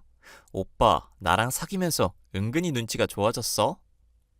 하도 노골적으로 그래서 눈치 없는 나도 알겠더라. 대체 왜 내가 싫은 건데? 아니면 뭐 다른 남자라도 생겼나? 사실 내가 누군가랑 사귀고 있는 거 부모님이 알아차리셨거든. 그런데 친척들이 있는 자리에서 막 갑자기 나를 추궁하시는 거야. 나는 그때 아이스크림 먹고 있었는데 뭐 먹을 때 말 걸면 내가 버벅거리기도 하고 당황하는 거 알지? 그래서 뭐가 어떻게 됐길래 앞부분이 이렇게 길어? 나보고 본론부터 얘기하라고 했으면 본인도 모범을 보이셔야죠? 아빠한테 오빠가 사실 건축회사 사장이라고 그랬어. 뭐? 내가 건축회사 사장이라고? 그게 뭔 소리야? 나 그냥 프리랜서로 이 일 저 일 닥치는 대로 하는 사람인데? 원래 프리랜서도 많이 벌면 개인 사업자로 등록한다고 하잖아. 그런 거 생각하면 오빠가 사장이라는 것도 영 거짓말은 아니지 않나? 그리고 나무든 돌이든 철근이든 뭔가를 짓는 건 건축이니까 그것도 말이 되는 소리고. 아, 그럼 내가 앞으로 너 법무사 일 배우고 있다고 해도 되겠네? 어찌 됐건 법무사 공부하고 있는 거고 법무사 일에 관련된 거니까 법무사 일 배우는 거잖아. 그렇지? 아니, 오빠, 열받아서 또 비꼬아대지 좀 말고. 친척들이 있으니까 나도 당황해서 어쩔 수 없이 말이 그렇게 나온 거잖아. 어쩔 수 없이 말이 나와도 적당선이라는 게 있는 법이야. 나중에 아버님, 어머니랑 마주하게 됐을 때 내가 거짓말이라도 하라는 거야? 난 그렇게까지 해서 결혼하고 싶은 마음은 없는데? 헐, 오빠, 나 사랑하지 않는 거야? 사랑한다고 그러더니 완전 입에 발린 말이었다 이거네? 사랑하는 건 사랑하는 건데 거짓말 하면서까지 인정받고 싶진 않다고. 애당초 건축회사 사장이면 명함도 있어야 할 거고 직원들도 있을 거 아냐. 에이, 사장이라고 해서 꼭 직원이라는 법 있나? 음식점 사장님도 혼자서 일하는 사람들 많은데 사장님이라고 부르지 다르게 불러? 오빠가 목수일 하는 것도 따지고 보면 건축일이고 직원 없이 혼자서 해도 사장인 건 맞다니까? 그래서 나한테 하고 싶은 얘기가 뭔데? 쇳불도 당김에 빼랬다고 아빠랑 엄마가 날짜 괜찮은 날로 근사한 식당 하나 잡아놨거든? 예약은 오빠가 준 카드로 했으니까 그런 줄 알고. 진짜 뻔뻔하다 뻔뻔해. 이 와중에도 내 카드는 악착같이 썼구나. 뻔뻔한 게 또 내 매력이잖아. 그날 나만큼 아니 나의 반의 반만큼만이라도 제발 좀 뻔뻔하게 굴어줘. 마인드 컨트롤 잘해서 아빠랑 엄마한테 점수 제대로 따라고. 알겠지? 예비 장인과 예비 장모가 될지도 모를 사람에게 첫 만남부터 거짓말을 해야 한다니 도저히 내키지 않은 일이었는데요. 만약 꼬치꼬치 물어보면 그냥 있는 그대로 자세하게 털어놔야겠다고 생각을 하고 있었습니다. 그런데 다행인지 불행인지 여자친구의 부모님은 저에 대해서 자세히 묻지 않고 그냥 식사하면서 의례적인 질문만을 던지실 뿐이었죠. 오늘 아버님이 나 보는 눈빛 보니까 아주 마음에 드는 모양이던데? 우리 결혼하는 거 아무런 문제 없이 잘 진행되겠다. 아니 큰일 났어 오빠. 완전 지금 비상사태라고 비상사태. 아버님이 내 직업 물어보지도 않아서 거짓말할 일도 없었잖아. 그리고 마음에 드시는지 불편한 질문은 피해주시고. 그렇게 불편한 질문을 안 할 사람이 아니니까 문제지. 그냥 마음에 안 들어서 앞으로 안 보려고 생각하고 있어서 그렇게 한 거야. 정말 마음에 드는 사람이었으면 불편한 질문 마구마구 던졌을걸? 어? 아무리 그래도 아버님 인상이 그렇게까지 보이진 않던데. 네가 아버님을 너무 나쁘게만 보는 건 아니고? 아빠 원래 꽉 막히고 말 안 듣는 사람이야. 그러면서도 내가 좋은 곳에 시집가길 바라는 사람이라 깐깐하기 그지없기도 하고. 나중에 그럼 아버님이랑 식사 자리 한번 다시 갖자고 말씀드려봐. 나도 말씀 못 드린 내용들이 많으니까 제대로 설득해보게. 알겠어. 그래도 이거 하나는 명심해. 난 오빠 어떤 일이 있어도 안 버릴 거라는 거. 아빠 버려서라도 내가 꼭 오빠랑 결혼하려는 거 알고 있지? 자리는 내가 조만간 마련해 볼 테니까 걱정 말고. 저는 여자친구가 자신의 아빠와 조만간 만남을 가지게 해줄 거라는 말을 듣고 기다리고 있던 중 난데없이 저의 목공소에 방문한 여자친구 아빠에게 따귀를 얻어맞게 되었습니다. 얼얼한 볼을 붙잡고 황당한 얼굴로 바라보고 있었는데 의기양양한 기세로 저를 때려놓고도 제가 이게 무슨 짓인가 하는 표정으로 노려보자 움찔하는 사람이었죠. 지금 이게 무슨 짓입니까? 다짜고짜 사람을 패다뇨. 대체 뭐 하시는 분이십니까? 뭐 하는 사람이냐고 물었나? 날쌔, 지훈이 아빠. 지금 몰라서 물은 것으로 들리셨나요? 반어법인데요? 그래, 나는 누구처럼 돌려 말하는 거 못하니까 직접적으로 말하겠네. 목수일이나 하는 일개 노가다꾼 주제. 감히 내 딸을 넘봤다 이건가? 만나줘서 적당히 얘기 들어주고 적당히 질문 던져줬으면 꺼지라는 말인 줄 왜 눈치를 못 채? 그렇게 딸이 소중하십니까? 이렇게 다짜고짜 제가 일하는 곳 찾아와서 다짜고짜 따기부터 날려댈 정도로요? 네? 이거 폭력으로 고소할 수도 있는 거 아시죠? 목공소 내부에 CCTV도 있어서 지금 때리신 거 다 찍혔습니다. 웃기고 앉았네 노가다꾼 새끼가. 내 딸을 어떻게 내가 키웠는데 너 같은 놈한테 죽이나 할 줄 알아? 이러는 꼴을 보니 확실히 내가 사람 보는 눈이 있구나 싶어. 이러는 꼴이 어떤 꼴입니까? 먼저 교양 없게 주먹부터 휘두르신 분이 할 말은 아닌 것 같은데요. 어른한테 눈 부릅뜨고 말대꾸나 하고 있지. 주제도 모르고 남의 귀한 딸 자식 놀이지. 뭐 하나 마음에 드는 구석이 하나도 없지 않나? 톱밥 먹어가면서 쥐꼬리만 한 월급 버는 노가다꾼 주제. 언감생심 노가다꾼이 내 딸을 넘본다는 게 말이나 되냐?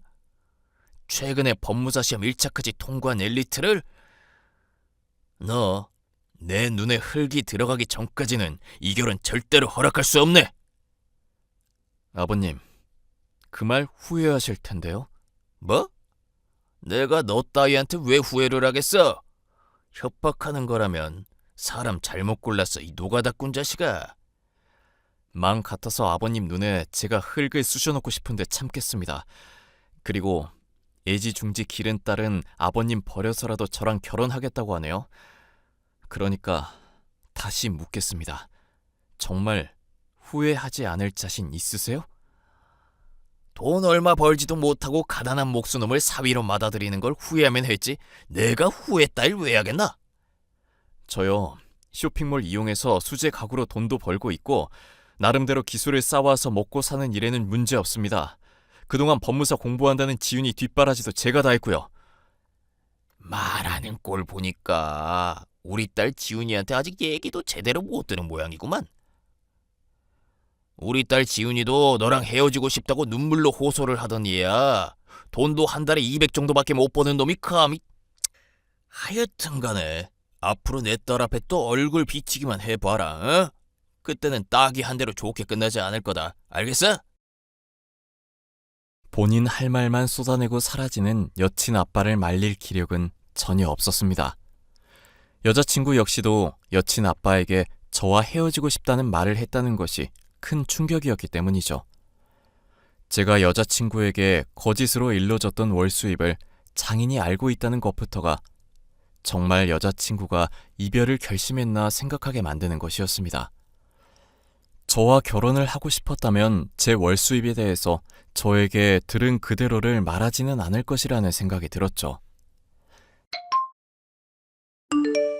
조금 전에 아버님 다녀가셨어. 나한테 와서 갑자기 따귀를 갈기시더니 너랑 헤어지라고 하시더라? 아빠는 진짜 내가 말한다고 했는데 왜 그러셨대? 정말 미안해, 오빠. 네가 말한다고 했다고? 그게 대체 무슨 소리야? 오빠, 혹시 내가 법무사 시험 1차 통과한 것도 들었어? 오빠한테 미안해서 각 잡고 공부를 했는데 생각했던 것보다 시험이 많이 쉽더라고. 이거 정말 축하할 일 아냐?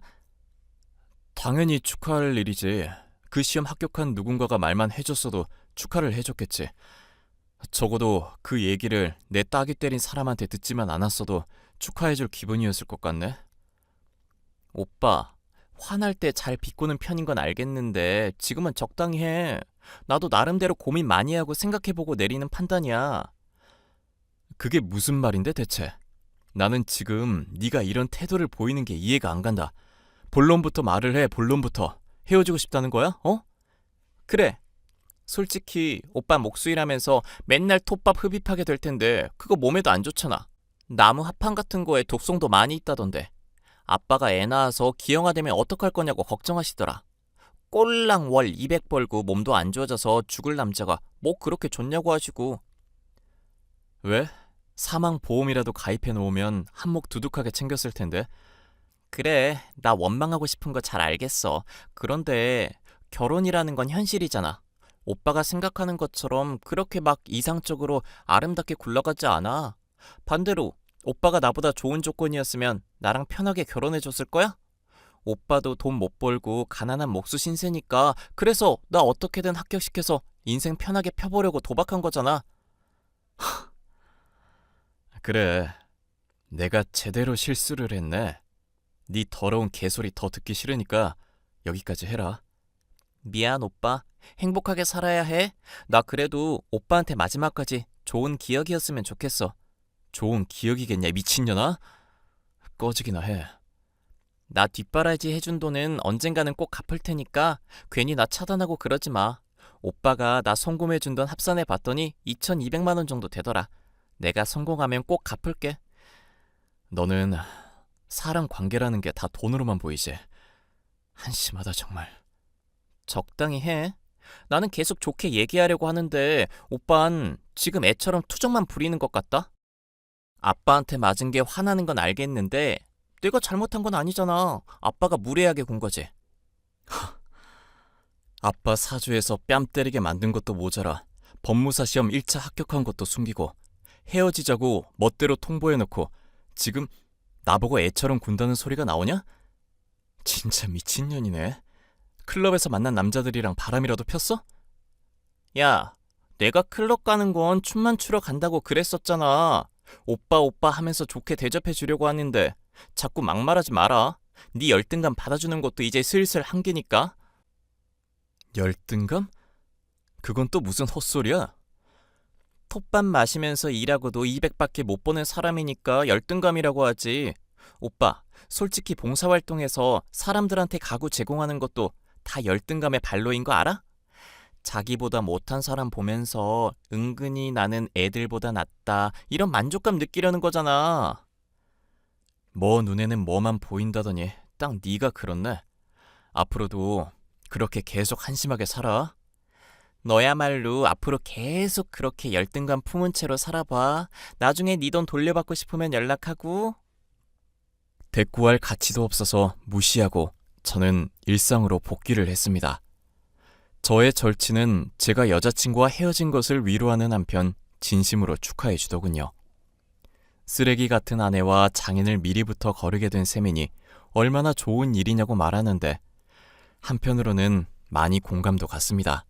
저는 친구가 소개해준다는 사람과 만남을 가지게 되었는데요. 전 여자친구와는 달리 성격도 좋고 저의 문제에 공감해 주는 것은 물론 자존감이 강하고 성실해 제가 배울 점이 많은 여자였습니다. 여자분 역시도 저에게 호감을 가지고 있었고 저의 고백을 통해 사귀는 사이가 되었는데요. 클럽에 간다며 저를 속썩이고 뒷바라지 요구하던 전 여자친구가 없으니 일에도 더욱 매진할 수 있어 수입도 늘고 저의 가구들이 유명세 또한 타게 되었습니다. 그러길 1년 정도가 지나게 되니 전 여자친구와 전 여친의 아빠가 갑자기 연락이 오더군요. 오빠, 진짜 너무한다. 어떻게 나랑 헤어진 지 얼마나 됐다고 새 여자를 사귈 수가 있어? 뜬금없이 왜 연락했어? 나 오빠 돈 한 달에 5만 원씩이라도 갚을게. 뭐? 네가 왜 갑자기 그런 소리를? 내가 지은이한테 시킨 걸세. 사실 자네한테 내가 미안한 것도 있기도 하고 우리 지은이가 신세를 많이 지기도 했으니까. 저는 할 얘기 없는데요. 저 싫다는 분들 아니셨나요? 친척분한테 물어보니까 요즘 목수들 인식이 옛날보다는 많이 좋아졌더라고. 아빠도 나름 알아보더니 노가다꾼이라고 비하했던 게 미안하셨다고 그러고. 자네 가구가 잘 나가는지 무슨 지역신문인가에서 인터뷰도 했다고 그러더구먼. 가구가 잘 나가기는 하는데 그것 때문에 인터뷰한 게 아니라 봉사활동 꾸준히 해온 것 때문에 인터뷰한 겁니다. 그거나 이거나 어찌됐건 가구 장사가 꽤 잘 되나 보던데? 하나 팔면 대충 얼마 남지? 아빠, 그건 상견례 끝나고 물어보라고 말했잖아. 사람이 왜 이렇게 주책이야 정말. 꼴을 보니까 법무사 2차에서 떨어졌나 보네. 붙기는 했는데 합격의 시점이 저 멀리 있다고 해석해주면 안 될까? 쓰레기 같은 농담 잘 들었고 둘 다 차단할 테니까 그런 줄 알아. 헐, 오빠, 나한테 돈 안 받아도 상관없는 거야? 돈 갚는다니까? 5만 원치 매일매일 커피 사주는 걸로 갚을게. 응? 꼭 돈 문제 때문이 아니라 우리 지훈이가 자네가 계속 생각난다고 해서 내가 허락하는 거야. 자네 지금 기회 놓치면 평생 후회할 건데 괜찮겠나? 아저씨, 내가 후회할 일이 뭐가 있겠어? 돈 보고 꼬시려는 인간들이랑 가족관계 되는 게 후회겠지. 내가 무릎이라도 꿇고 빌면 용서해 주겠나? 오빠, 일단 얼굴 보고 얘기하자. 응? 아빠가 무릎 꿇는다고 하시잖아. 응? 나 아빠가 자꾸 뭐라고 해서 오빠한테 일부러 모질게 대했던 거지. 그 뒤로도 계속 오빠 생각뿐이었어. 그냥 둘 다 차단할게. 앞으로는 보지 맙시다. 오빠, 시험 칠 때마다 떨어져서 우울하고 죽을 것 같은데 정말 이럴 거야? 나 책임져 주겠다며. 혹시 원래부터 돈 잘 벌었는데 나 떼어놓으려고 돈 못 번다고 거짓말한 거 아니야? 여자가 한을 품으면 5, 6월에서 서리가 내리는 거 알지? 그렇게 해보시든지. 난 하나도 안 무서우니까. 이러고도 오빠 인생이 순탄하게 풀릴 것 같아? 내가 어떻게 하는지 두고 보는 게 좋을 거야. 그렇게 저는 지독한 전 여친과 전 여친의 아빠를 차단해버리고 영영 떼어놓게 되었습니다.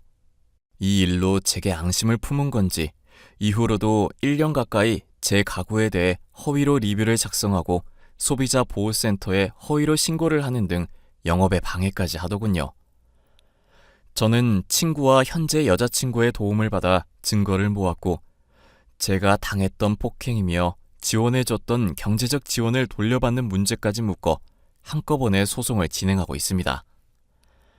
전 여자친구와 전 여친의 아빠는 제게 찾아와 무릎을 꿇고 빌며 감옥에 갈지도 모르니 용서해달라고 말하고 있지만 본인들의 죗값을 치르는 것일 뿐이니 전혀 선처를 해줄 마음이 없네요.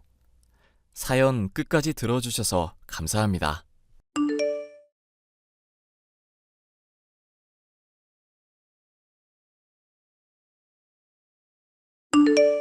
안녕하세요. 저는 서울에 거주하고 있는 39살 남성입니다.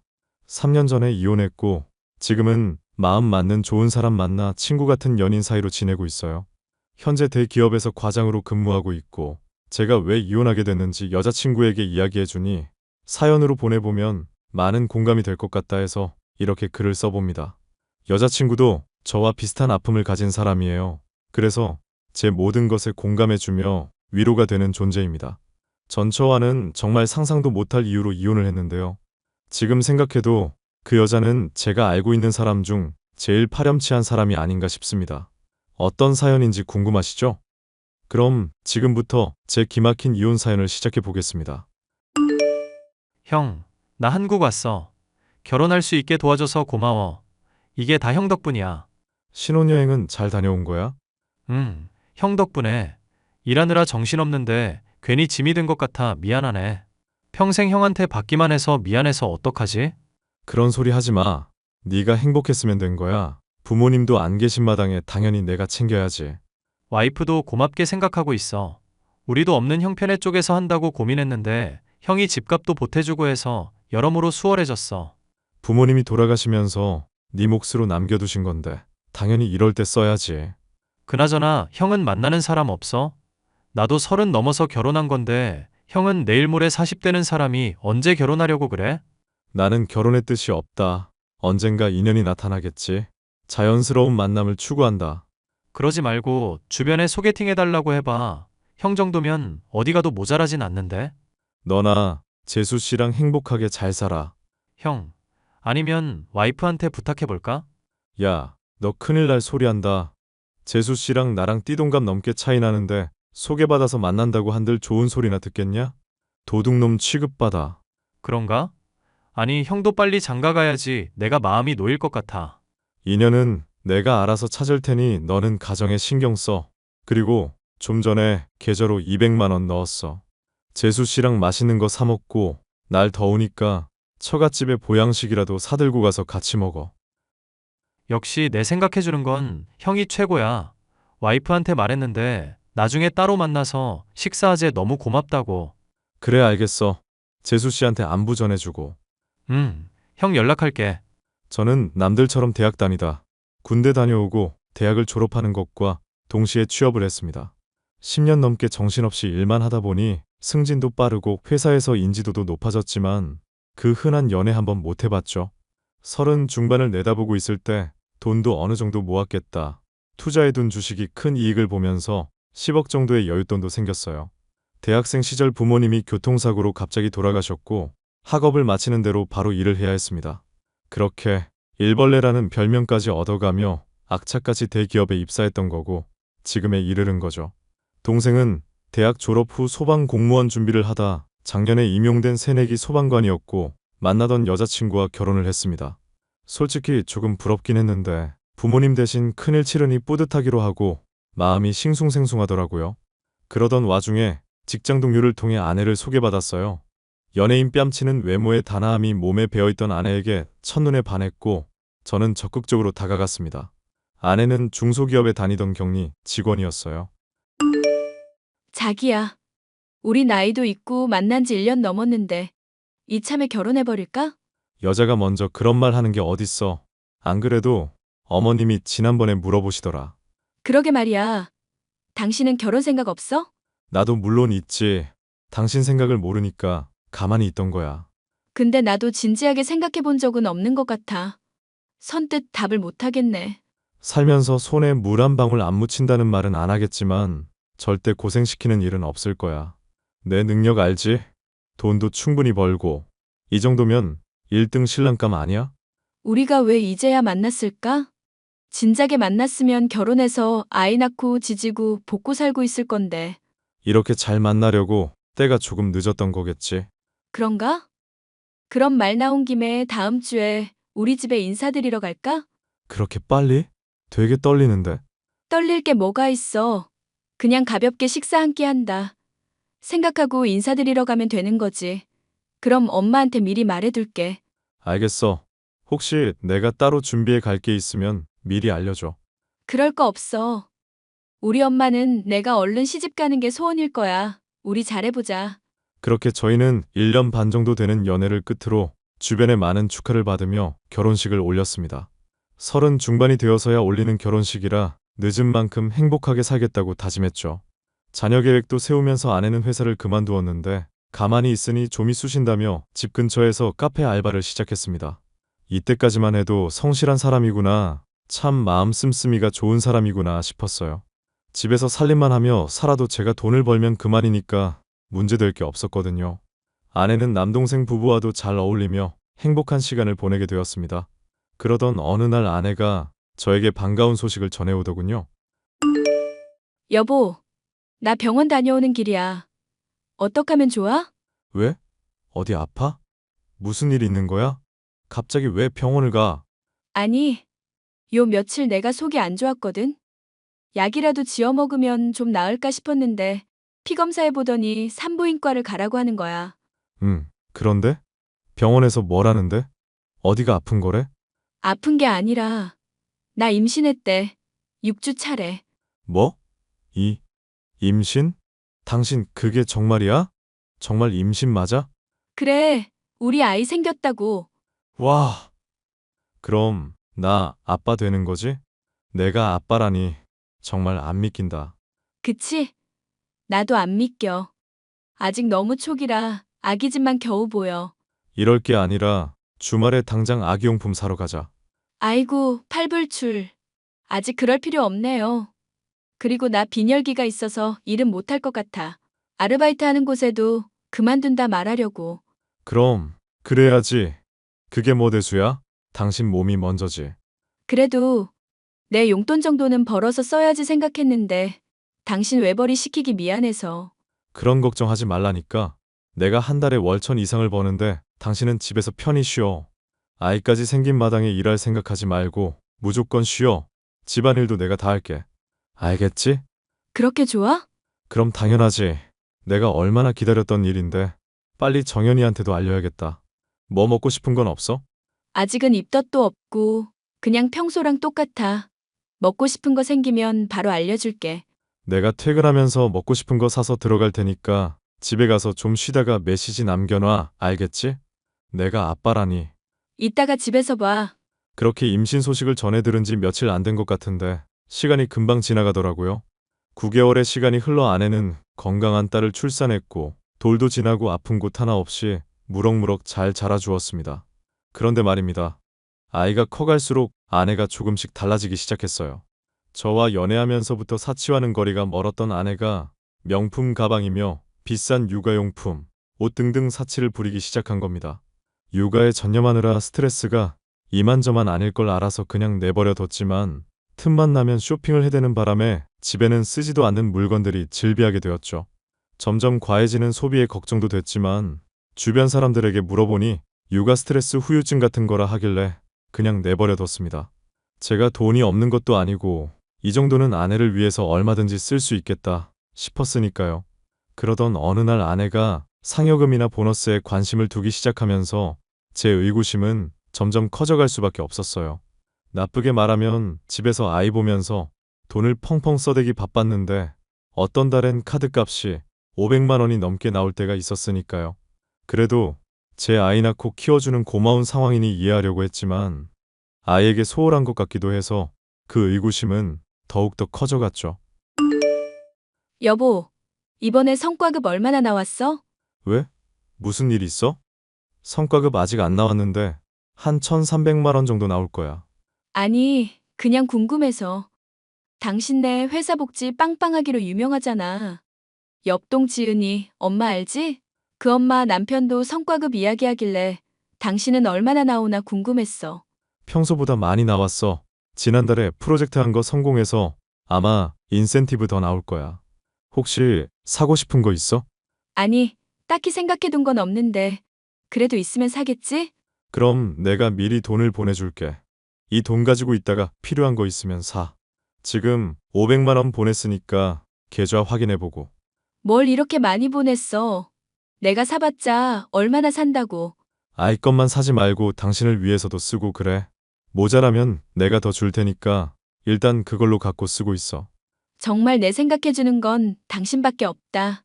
고마워, 여보. 육아하느라 고생해서 내가 많이 못 도와줘서 그래. 아이는 뒷전이고 당신 위주로 써. 말이라도 고맙네. 지은 엄마랑 약속 잡고 쇼핑몰 가봐야겠다. 그래. 그리고 오늘 일찍 퇴근할게. 아이 데리고 같이 외식하자. 오랜만에 패밀리 레스토랑 어때? 안 그래도 오늘 저녁 뭐 먹을까 했는데 걱정 덜었네. 내가 퇴근할 때 전화할 테니까 시간 맞춰 나와 있어. 집 앞으로 픽업 갈게. 알겠어. 오랜만에 맛있는 거 먹어야지. 그래. 메뉴 생각해두고. 그럼 나 회의 들어갈게. 이때까지만 해도 여느 집과 다른 없는 평범한 나날이 계속되었어요. 아이는 어느덧 3살이 되었고 동생네 부부도 오랜 신혼을 즐기고 얼마 전에 쌍둥이를 출산해서 화목한 가정이 되었습니다. 공동 육아라는 것도 해보고 집안에 아이들 소리가 나니 정말 사람 사는 것 같은 느낌이랄까요? 그러던 어느 날 저에게 비극이 시작되는 날이 찾아옵니다. 아내가 친구들을 만나러 간다며 아이를 맡기고 외출했던 때였어요. 낮잠도 잘 자고 밥도 잘 먹던 아이가 저녁이 되었는데 갑자기 몸이 불덩이인 겁니다. 온도계로 체온을 재보니 40도가 넘어서 바로 들쳐매고 응급실로 달려갔죠. 해열 주사를 맞고 피검사부터 이것저것 검사를 했는데 간호사가 이상한 얼굴로 고개를 갸웃갸웃거리는 게 아니겠어요? 제 혈액형, 아내 혈액형을 몇 번이고 되물어보더니 아이 혈액형이 알고 있던 것과 좀 다르다고 이야기를 하더군요. 저는 무슨 착오가 있는 줄 알고 검사를 몇 번이고 다시 해보라 했는데 아이의 혈액형은 아내와 제 사이에서는 절대 나올 수 없는 혈액형이었던 겁니다. 이해가 되지 않는 상황에 뭐가 잘못된 건가 생각했는데 왠지 모르게 불안한 느낌이 들더라고요. 날이 밝자마자 유전자 검사를 의뢰했는데 불길한 예감은 딱 들어맞았습니다. 정말 온 힘을 다해 사랑하고 아껴주었던 제 아이가 저와 친자관계가 성립하지 않는다는 게 아니겠어요? 기막힌 사실에 자연스럽게 아내의 외도를 의심하게 되었고 정확한 사실 확인을 위해 면밀히 관찰해 보기로 했어요. 그도 그럴 것이 요즘 들어 외출도 잦아지고 친구들이랑 여행을 간다며 집을 비우는 횟수도 많아져서 의심이 많이 되었거든요. 그러다 남동생이 연락을 해왔습니다. 형, 이거 형수님 아니야? 응? 뭐가? 내가 보낸 사진 봐봐. 우리 지금 아이들 데리고 제주도로 가족여행 왔는데 형수님 같아서. 형은 같이 안 온 거야? 무슨 소리야? 나는 회사 출근해야 해서 여행은 꿈도 못 꾸는구먼. 아니, 사진 좀 자세히 봐봐. 우리가 지금 멀리 있어서 조금 긴가민가한데 아무리 봐도 형수님 같아서. 아, 맞다. 친구들이랑 제주도 간다고 했었어. 내가 깜빡했네. 아니, 식구가 많은 것도 아니고 형수님 하나인데 제주도 가는 것도 몰라? 근데 친구들이랑 여행 간다고 하신 거야? 고등학교 동창들이라던데. 지난번에도 만났고 전화 통화도 해서 잘 알지. 형, 이런 말 좀 그렇지만 형수님 바람 피우는 거 아니야? 나 솔직히 형한테 연락한 거 형수님인 거 확인하고 연락한 거거든. 그게 무슨 말이야? 아니, 형은 친구들이랑 여행 간 걸로 알고 있는데 형수님 주변에 아무리 봐도 친구들은 없거든. 웬 남자랑 있는데 우리도 처음에 형인 줄 알았다니까. 네가 잘못 본 거 아니야? 잘못 보다니. 가정 파탄 낼 일 있어? 이렇게 연락하는 거 보니 형은 100% 아닌 거고. 형수님 되게 수상한데? 그만해. 내가 두 눈으로 보기 전까진 아무것도 못 믿어. 그러니까 너도 신경 쓰지 말고 재밌게 시간 보내다 와. 이걸 보고도 그런 말이 나와? 아니, 딱 봐도 형수님인데. 일단 알겠어. 내가 알아서 할게. 사진이랑 동영상 찍어둔 거 나한테 싹 다 보내줄래? 알겠어. 형 마음 단단히 먹어. 내가 보기엔 이건 좀 아닌 것 같아. 알겠어. 나도 생각 정리 좀 해야겠다. 남동생의 연락으로 기막힌 사실을 알게 된 저는 어이가 없었고 한참을 생각하다 우선 아내가 돌아오기만을 기다렸습니다. 무척 즐거운 시간을 보내고 온 듯한 얼굴로 집에 와서는 지쳐 쓰러져 잠들더라고요. 아내가 잠든 틈을 타 휴대폰을 몰래 살펴보는데 사진첩에 비공개 파일 하나가 있었습니다. 자세히 보니 그 남자와 찍은 사진이 수두룩했고 차마 보기 민망하더군요. 메시지도 살펴봤는데 이미 결혼 전부터 만나왔고 당연히 아이는 그 남자아이였습니다. 결혼하고 나서도 바람을 피워오고 있던 거였죠. 저는 모든 증거를 수집해서 제 휴대폰으로 전송시켜 놓고 상황을 좀 더 두고 보게 되었습니다. 상황을 봐서 아내에게 이혼을 요구할 심산이었거든요. 며칠의 시간이 흐르고 장모님이 저녁을 같이 먹자며 저희 집에 찾아오셨습니다.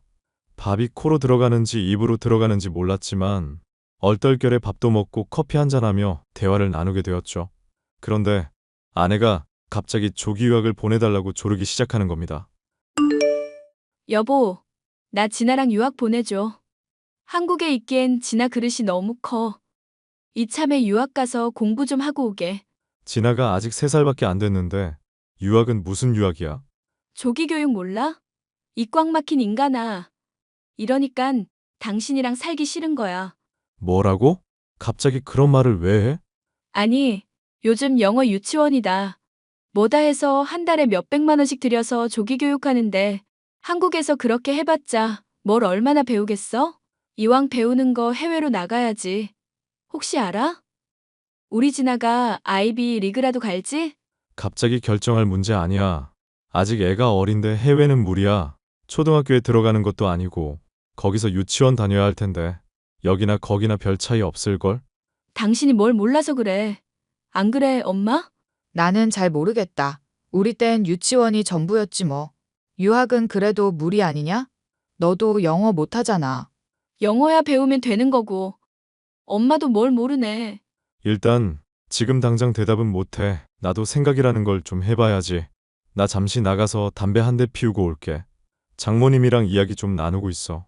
자네 금연했다더니 다시 피우기 시작하나? 아이 생각해서라도 그만 피우지. 건강에도 안 좋은걸. 네, 장모님. 노력할게요. 요즘 힘든 일이 많아서 종종 피는데 지금 좀 필요해서요. 잠시 나갔다 올게요. 저는 아내의 뻔뻔함에 순간 욱하고 말았습니다.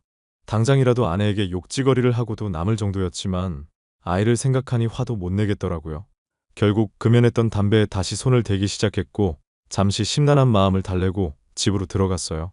아이가 소리에 예민해서 현관문 도어록 소리를 무음으로 해두었는데 제가 온 줄 몰랐는지 아내와 장모님이 엄청난 이야기를 나누고 있더군요. 혜선아, 너 이러다가 들키는 거 아니냐? 최서방이 눈치가 보통이 아닌데. 그렇게 섣불리 이야기하다가 다 들통나겠어, 이년아. 어차피 말해야 할 거 그냥 말하는 거지. 능력 없는 사람도 아닌데 잘 꼬시면 유학 갈 수 있을 것 같은데? 유학은 무슨 유학이냐? 애가 저렇게 어린데.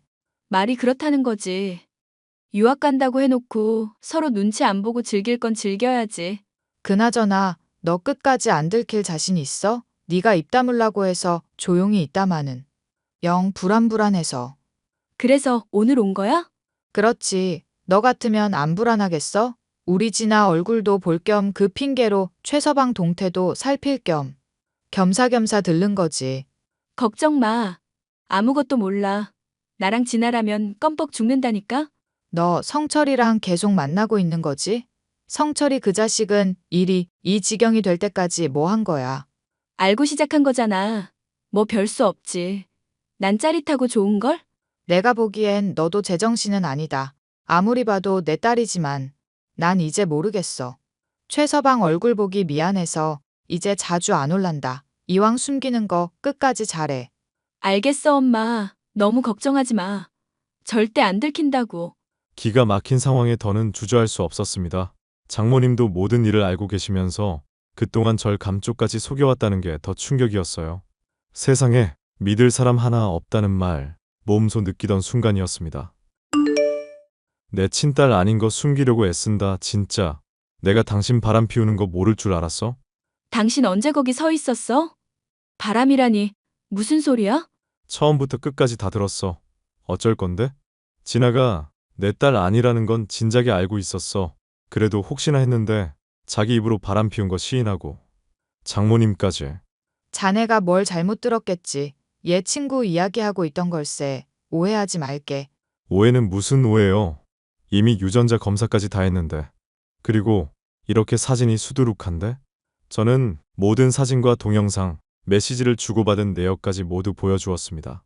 점점 굳어지는 표정이 아주 가관이더군요. 당신 내 뒷조사한 거야?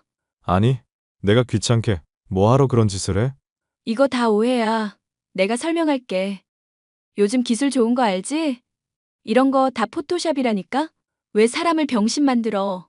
자네 너무한 거 아니야? 어떻게 무고한 우리 딸을. 자네 자식 나 어렵사리 육아하는데 고맙다고 하지는 못할 망정 이렇게 생사람이나 잡고 말이야. 아, 이제야 본색을 드러내시네요.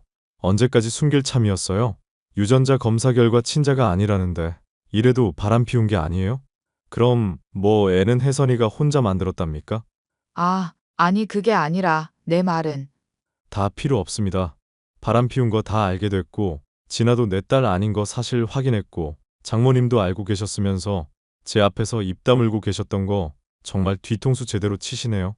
그래서 이혼이라도 하게? 진아는 어쩌고? 당연히 이혼해야지. 너같이 더러운 년이랑 어떻게 살아? 진아는 내 자식도 아닌데 내가 보살펴야 할 이유가 있어? 어떻게 사람이 그렇게 모질어?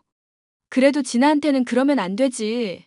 내가 진아한테 더 악한 감정 품기 전에 죄 없는 애 팔면서 감정 노름하지 말고 깔끔하게 이혼하자. 내가 그냥 이혼할 것 같아? 난 이혼 인정 못해. 맞소송할 거고 양육비며 위자료며 다 받아낼 거야. 애 딸린 불륜녀 주제 말도 많네. 해볼 수 있으면 어디 해봐. 저는 곧바로 변호사를 선임해 이혼 소송에 들어갔고 아내도 맞소송을 준비했지만 제가 가진 증거가 워낙 명백해서 당연하게 승소했습니다. 되려 아내에게 위자료 3천만 원 받아내고 깔끔하게 이혼했어요. 먼저 짐 싸서 아이 데리고 보란 듯이 그 남자한테 가더라고요. 어이없는 결혼 생활의 종지부를 찍고 엄청난 허탈감에 한동안 정신 차리기 어려웠습니다. 그렇게 저는 다시 일에 매진하며 살았어요. 하지만 뭐가 그렇게 미련이 남았는지 아내는 저에게 아이를 핑계로 종종 연락을 해댔습니다. 여보, 잘 지내? 뭐? 여보? 이혼한 지가 언젠데 아직도 내가 네 여보야? 말 똑바로 안 해? 왜 그렇게 날이 섰어? 서운하게 왜 그래? 서운? 지금 그게 말이라고 해? 당신 처지를 좀 생각해. 이혼한 사이에 이렇게 연락 주고받는 거 난 원치 않으니까 더 이상 연락하지 마. 진아 보고 싶지 않아? 언제든지 보러 와도 돼. 진아가 내 친딸이 아니라서 그런가 별로 보고 싶지 않은데? 그동안 같이 지낸 시간이 있는데도 친자식 아니라고 하니까 정이 뚝 떨어지던데? 어쩜 그렇게 매정하니? 그래도 네 딸이었는데. 친자 무효 소송했잖아. 이제 내 호적에서 완전히 너희 둘은 지워진 상태야. 아, 이혼했다는 건 기록에 남겠네. 정말 그렇게 나올 거야? 당신은 예전이 그립지도 않아? 그리울 게 따로 있지. 나한텐 너랑 함께했던 그 시간이 정말 지옥 같았어. 진아가 친딸이 아니라는 거 알고 나서는 더더욱. 정말 너무한다. 너무한 건 너지. 생각을 해봐. 내가 진아 불덩이였을 때 응급실 간 거. 너 그때도 그 남자 만나고 있었지? 제 자식은 아파서 누워있는데 엄마라는 사람은 바람 피우느라 지 앞가림도 제대로 못하고. 뭐가 어째? 당신 말이 너무 심하네. 사랑이 무슨 죄야? 사랑하는 게 죄는 아니지. 근데 너는 진아한테 죄 지은 거나 다름없어. 나중에 커서 진아가 왜 아빠 없냐고 하면 그땐 뭐라고 할래? 네 앞날이 아주 어두컴컴하다 못해 보이질 않네. 와, 진짜. 말을 꼭 그렇게 해야 해? 닥쳐. 이년아, 너랑 말싸움할 시간도 아깝거든? 앞으로 나한테 한 번만 더 연락하면 스토킹으로 신고해버릴 거니까 네 할 일 하면서 알아서 살아. 돈 필요한 모양인데 필요하면 벌어서 써야지. 너 나랑 살면서 산 가방이랑 옷만 팔아도 2달 생활비는 나오겠다. 그럼 안녕. 뭐? 아무런 죄가 없는 아이를 생각하면 가슴이 아프긴 하지만 뭐 어쩌겠습니까? 저런 파렴치하고 아나무인인 여자와 친자식이 아닌 아이를 데리고 평생 살 수는 없는 노릇이잖아요. 저는 아내의 연락처를 차단했고 그렇게 2년이라는 시간이 흘렀습니다. 현재는 이혼의 아픔을 극복하고 좋은 인연을 만나 행복한 시간을 보내고 있어요. 동생네 부부는 얼마 전에 둘째를 출산해서 벌써 아이가 셋이고요. 우연히 듣게 된 이야기인데 아내는 그 남자와 헤어지고 홀로 아이를 키우고 있다고 하네요. 아이가 나중에 자라서 상처받지 않고 꿋꿋하게 이 힘든 사회를 잘 견뎌나갔으면 하는 바람입니다. 저는 저대로, 아내는 아내대로 각자의 위치에서 잘 사는 게 지금으로서는 최선인 것 같네요. 제 사연은 여기까지고요. 제 기막힌 이혼 사연 어떠셨나요? 많은 공감이 되셨으면 제 앞날을 위해 응원의 댓글 부탁드리겠습니다. 제 이야기 들어주셔서 감사합니다.